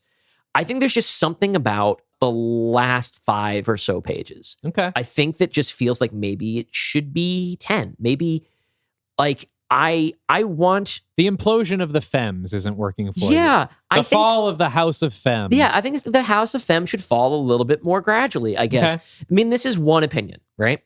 But that's always what we're dealing with, right? It's just you and me. Well, and again, like I think, yes, ideally, I would like to space it out. In reality, of course, I'm realizing I'm at page 90 and that we have to tape this in a week. And it's like, well, these are the things I know need to happen. And so, I could probably spend some more time justifying Sally's killing of Morgan, or like finding out more of what that journey has been like. I don't even explain that. Like, I feel like it's being done for us. You know what I mean? Like that's where it comes to, is like that's the one where like, okay, so Pippa shooting Horace, completely buy it. Yeah, because she can very easily put herself in Sally's shoes in a heartbeat. You don't need Sally to kill Horace because Pippa can just see immediately how horrible this is. Pippa's seen what's this happened, fucking guy dies. Yeah. That feels like something that Pippa is doing, not just for Sally, but for Pippa. That makes sense to me. Yeah. It is really the Morgan thing. That's the one where it feels like, oh, this is happening because the audience expects Morgan to die for his sins. It's kind of not fair because we haven't been given any indication one way or the other, but because we don't get Morgan communicating in any way, like sure, he's mute, but because we don't see anything else of his mental capacity, it kind of does read that he is mentally handicapped. Oh, no, he's not supposed to be. He's not supposed to be, but like he is completely a force of nature in the movie. Yes. Right? He doesn't seem to have any like ego or super ego. He appears to just be animalistic drive. Right? And that's without especially without speech, is very dehumanizing for the character. So that almost makes it feel more fucked up to kill him because it doesn't even really feel like he knows what he's doing. Like, because we only meet him when he's either drunk. Yeah. Which doesn't mean he's not responsible for his actions. Sure. But it's the only actions that we see of him. He's basically pure monster. It complicates the whole thing where it's like, okay, so we're aware of his merciful side or of his human side only through the person who then immediately after sharing that information with us kills him. Yeah. That makes it really does kind of feel like she's putting down a beast of burden, not like she's killing another human being. I am almost wondering, I think one thing that could help in this third act is giving Sally and Morgan a little bit more time to establish their relationship. And I wonder if it would almost be, if maybe a fix would be like her thanking him and then recalling a detail from one of his assaults that like we haven't even heard, but Sally knows. Right. She's like, you've been a great friend, but I can't stop thinking about that call I got in my dorm room about, some like graphic, specific detail. You'd have to build up to that with some stuff. I think that you could add a scene earlier in the film where it's in darkness, it's obscured, you don't get a look at Sally, but where you see Morgan go upstairs to deliver something. Yeah. Right? Some kind of interaction between the two of them. It would could be see a cutaway more or in the less dinner scene. Right. But like from Morgan's perspective almost. Like he'd be the character we're attached to. So that we get to see something of Morgan other than just being a rapist. Because right now, currently in the script, that is literally the only thing that he is in the story. It's what makes him seem like he's not a human character, which is what makes which makes the nature of the killing and the interaction between him and Sally feel weird to me. Yeah. If he's going to be an animal, then I feel like he has to just be an animal. But if he's going to be a person, then he needs to be a person. Do you know what I mean?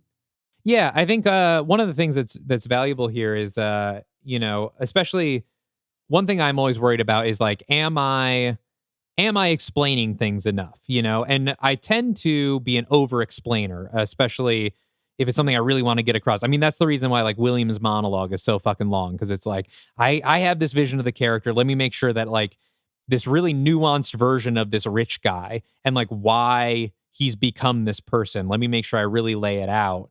And I'm someone who usually has to go through and like cut things because I'm like, no, this is already clear. So what I'm circling around to is then it catches me off guard when I realize there are some things that like I thought I explained and then maybe aren't coming through.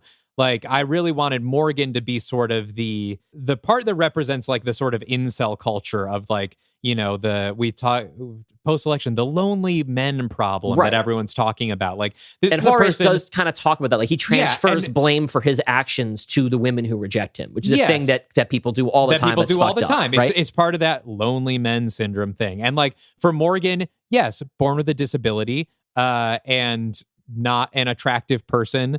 And like, Horace says that's got to be really hard for him. And it is, but like, it is talking about this sort of nihilism that comes with that. That's like, oh, I can't control these women I'm supposed to be able to control. I can't make them like me. I can't make them, love me. Well, then I will actually make them do it, And he is kind of an animal to me because of that thing, but he's not mentally handicapped. He is just a like black-pilled. I think in order for that to fully work, maybe it doesn't have to be through speech. Maybe we don't have to throw away the idea that he's mute. But I think we should, it's even something that I think is in the original movie. I think we need to see his version of wooing and winning what he thinks he deserves in affection. I think he needs to do his version of trying to appeal to someone. Like Maggie. Yes, so like instead Maggie. of coming across as an attack, like he is trying to drunkenly come on to her. Yes, or and then maybe even before he gets drunk. I want to see the process of him doing what he thinks is the good version of this, which is not correct. Yeah. Right? Like he's viewing it in this sort of black-pilled video gamified version of, I have performed these steps, now you will have sex with me. Yeah. Right? And have it not work. I want not to get sympathy, but to understand the process. I want to see the process of him going from as he does over and over and again without learning anything. Why doesn't this woman want to fuck me? Haven't I done all the right things? Like, because that's what we're talking about, right? We're talking about the guy who's like, he's so lonely and nobody wants him. That's why, of course, he has to go and grope and rape people, right? For this, it just seems like this is just, it feels completely like, I am large man, I have drink, I grab woman. And this is a weakness, I think, of the original book and film as well, is the Morgan problem. And it seems like it's just carried over here, where it seems like most of the problems we're having get taken care of if Morgan just gets the same time the other characters get. Yeah, that could be all that it takes. I think he should be a character, because right now he's kind of a prop. And I think that if he's a character, again, it's not a matter of trying to paint him sympathetically. It's a matter of trying to paint him completely. Right, which is what I try to do with Horace, and Rebecca and, the Femmes, which is like, I think I try to paint them completely so that you understand where their madness comes from without forgiving what they've done. Yeah. I think that there's more to dig in here. And I think that we've landed that Morgan is the missing piece of the puzzle. Yeah. Just got to give him more. I mean, I'm definitely walking a lot of tightrope's here and it makes sense that a first draft is not going to stay balanced the entire time. I feel a little bit because like, this is a weird experience for me, because we are usually on the other side of these seats right now. It's usually, particularly when it comes to a third act, right? It's usually a matter of, I have not gone through enough permutations of this to see something through, and you can find something that's missing and say, I don't know why you don't have this. This part's not working. I rarely do that with you. Yeah, but Morgan definitely needs it. And how do you like it? How does it feel? No, I think it's a good note, because I do want to change this into a stage play. And I think giving, it's kind of the same thing. I think it's one of the things that kept the Old Dark House movie from becoming a classic, is especially Boris Karloff in that role. I think people came to the Old Dark House expecting a monster movie with Boris Karloff as the monster. And I definitely have him as the monster here, but I think it's the same thing where there's just not enough to figure him out. You know? And the thing is, a performance will add a lot to that. Yes. However, I don't know that Samoa Joe is your man for that. I think you need somebody. I think you'd need somebody who is, no disrespect to him, like an actor. Because I think maybe that's part of what paints him for me, is that Samoa I thought about Batista, but he's already in our Scott Pilgrim. He's already in our Scott Pilgrim. So I couldn't do Batista. But I think Batista would be great in this role. Yeah, could be. Yeah. But for Picture Lock, there's nothing you need to know going forward. These characters will not show up again. No. They're probably dead. I'm not even going to say that. If you want to imagine they live. Their story's not over. Their story's not over. This is only their first night. We could be picking up directly after this in the other old dark house at the end of darker house. The older, darker house at the end of the world. This picks up immediately after, and they jump in the car and they go. Yeah, they got a car. It's an underwater car now. Yeah, but yes, I hope you enjoyed the old dark house. I hope it wasn't too triggering or traumatizing, and I hope the trigger warnings helped with that. I know there's a lot of really heavy subject matter in here. But that's basically it. If you want to hear the rest, go to patreon.com/Dylan and Dalton. I'm sorry we had to paywall some of the content, but it was just too long. It's a 92-page script. Follow us on there. Join the Discord. Join us for movie nights. Listen to the bonus pod, all that stuff. 7 days free or $5 a month. And let's shout out our special patrons here. Thank you to our executive producers. These are patrons who have supported the show for $15 a month. This is Brian Egan, Brent Dreyer, Callie, Mar Bendlar, Matt Thackeray, Moose, and Soonmot. Thank you so much for your ongoing assistance. And let's have a big round of applause for our studio executives. These are patrons at the $25 a month level who, in addition to this shout out, earn themselves the chance to pick our studio mandate for the bonus pod. We've had some real fun ones.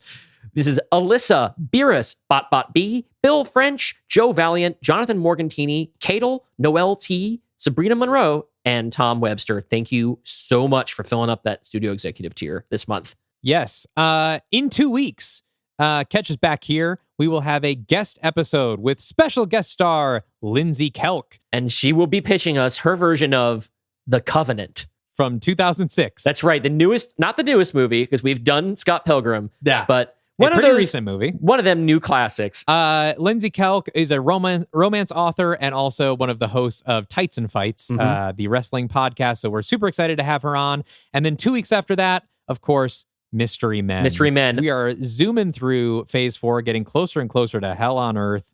We got a lot of work to do. But thank you for sticking with us for the Old Dark House. And until next time, Stay afraid of the dark universe.